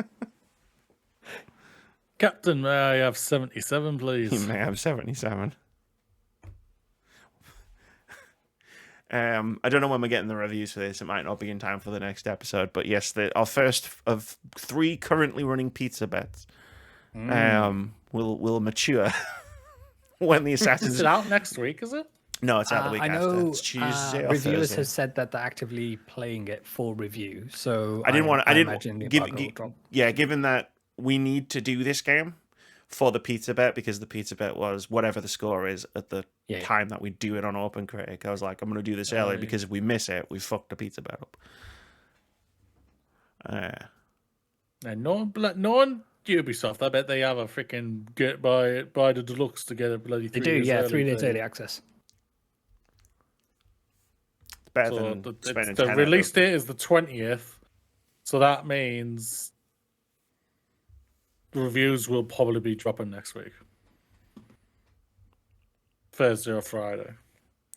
Hence why we went this week, just in case. In case.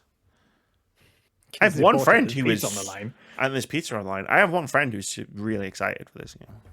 Good for them. That's Yeah. great. He was just talking to me about it yesterday. Like, in his own words, it's an Assassin's Creed game set in Japan. It's all I've wanted for like however many years. He said it was. I'm just like, you know what? Fair. Like, I think we can forget respect how the sentiments. like Assassin's Creed has kind of waned from the cultural zeitgeist, and I think we kind of forget like how much of a thing like it was when people were like, please set an Assassin's Creed in Japan. Like After AC2, we were saying Japan, Japan, Japan, please. And Yeah. it took them this many years to do it. But yeah, no, I thought it was an interesting conversation. It was nice to meet someone who's excited about Assassin's Creed. I haven't felt that way for a long time. I miss those days. Yeah, I hope this game is great for people. You know what I mean? Like, I would love to go back and have play a good Assassin's Creed. For me, I don't think there's been a good one since Odyssey. Like Valhalla was just it was something. And Mirage, when I tried it last year or the year before, that was just it was boring. And even I was just like, I was out after a couple of hours. I was like, yeah. But if they've come back and they've got it in a great way, that's great. I heard it's not that long. Apparently, it's like about 40 hours, which is like I think that could. I mean, I mean, sure. I mean, it's an improvement Compared to what Valhalla is in yeah. Odyssey, yeah, that's very, very short. I know. I mean, yeah, which sure. Could, which, Like- which could be a lot. We could give a lot of people, like, say, 40 hours long, extra point under that score, and might bump them up just to get Amy to get 85. I'm not even in it for the fantasy. I'm not even in it for the OpenCritic Head-To-Head points. Interested about this game, no doubt, right? More just because obviously I'm counter picking on what on Fantasy Critics. So That's what triggered the I'm pizza very bet. interested to see how it goes. Yeah, like it would be cool to like have second thoughts about playing an Assassin's Creed again. Like I haven't fully enjoyed an Assassin's Creed game since 4. No, since Syndicate. right? Syndicate was the last one I really enjoyed. It was an Eevee, That's right? one with the eyeballs are popping out, right? Right there. No, that was Unity. That's before. Oh, sorry. I couldn't play. Unity, then it's Syndicate. I tried. I had it on PC. I downloaded it. It got to like 2.5 hours in. I'd seen all the fucking eyeballs and hair and no faces, and then the game continuously crashed in the same spot. Right. No, Syndicate was good. I got a lot of trouble when Assassin's Creed Syndicate came out because it came out the week before Fallout 4. Right. I played a bunch of Assassin's Creed Syndicate. I was really enjoying it. Fallout 4 came out. I played a bit of it, and then I happened to say it out loud to other people in a public forum, oh yeah, I stopped playing Fallout 4 because I was enjoying Assassin's Creed more. Which was true. Like, I wasn't doing a bit. I was just... Fallout 4 was boring, and Assassin's Creed was fun, so I went back to play Assassin's Creed, but people didn't like that. Am I right in thinking Tomb Raider also came out the same day as Fallout 4? Yes. Yeah. That's But- the game I would have had more fun at if it came out the same day on PlayStation, but they didn't because Xbox had that year exclusivity. I think it was The Rise of the Tomb Raider, which was the best game. Yeah, It was my favorite game of those three, that trilogy. Like, I agree. It is the better one out of the trilogy, no doubt. I think it takes what number 1 did so great and just improves upon it, and takes what didn't work on the first one so great and improves upon it. So I didn't have a great time with Shadow of the Tomb Raider. yeah, no, they It was did that. good. It just wasn't great. They made a terrible character for me. I was just like, I want you to die.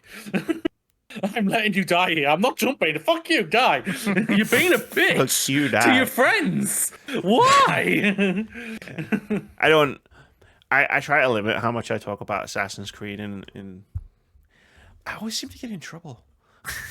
It's like when I was on my Xbox and Assassin's Creed Origins 7 came out out. of 10. 7 out of 10. 2 weeks Sonic, later, 7 Sonic out of 10. Forces, 7 out of 10. I got in Never trouble. lived that down. And then I wonder if he still brings it up. I had this one reviewer once, right? She was a fucking bitch. Spill that tea, Ames. Assassin's Creed Odyssey.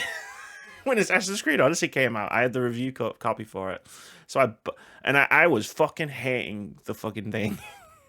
And then I bought that stupid XP booster because I hadn't spent any money on the game. So I bought the XP booster and literally I was like, this is how the game... I'm not even doing a conspiracy theory bit. It's just like, now I feel like I'm not getting outpaced by the game.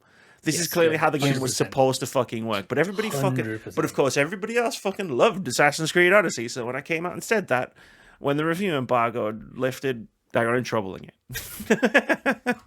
She just stated in her review as well, I do remember this. She says that, but then I bought this and it was fine. But I bought this and I was having fun. Which means it's Which is very bullshit. problematic, by the way. That they made it so egregious that they forced you to buy a XP boost to make it easy for you. I think the thing that intrigues me most about Assassin's Creed Shadows is what it does for Ubisoft more than anything else. What I would love to happen is like I see my friend in a couple of weeks, and he's just like talking my ear off awesome. about this game. Yeah. That's all I want to hear. I don't really, in the end, I don't really give a shit about open critics and review scores and Yeah, the numbers don't Ubisoft numbers like going up. It's like, did you play a game? Did you love a game? Great, tell me about it. matter. Hell yeah. That's the thing about it. Like, it's more just the company that we're more annoyed at about when it comes to the games and everything like that. Mhm. Like, they had Star Wars they've flopped the bed with that. Seriously, and they've admitted that. That's the thing about it. They've admitted it. Star Wars almost feels like a cursed IP at this point. It really is. I'm very brilliant intrigued. Prince of Persia, and they shut the bed on that with the team as well. The team, yes. Game-wise, no. The game No, was the incredible. game was phenomenal, but yeah, that opportunity they had with that team, they thought, you know what we're going to do? We're going to disband the team and send them in 8 different directions. Because that makes sense. Nothing makes sense when it comes to Ubisoft. That's the thing about it. Seeing as things we'll that see do what make happens. sense, it's time for Moody to shine. Better get this up. I really need to write a new one. I was hoping this was the week. Like every week now, I'm like, is he written the new one? You ask him to No. shine, and then as he's changing tabs or whatever, the screen goes dark, so he goes down. Shine, fuck you, Amy. Yeah, exactly. I'm looking Darth forward to my. Vader I'm phrase. looking forward to my pizza in 2 weeks.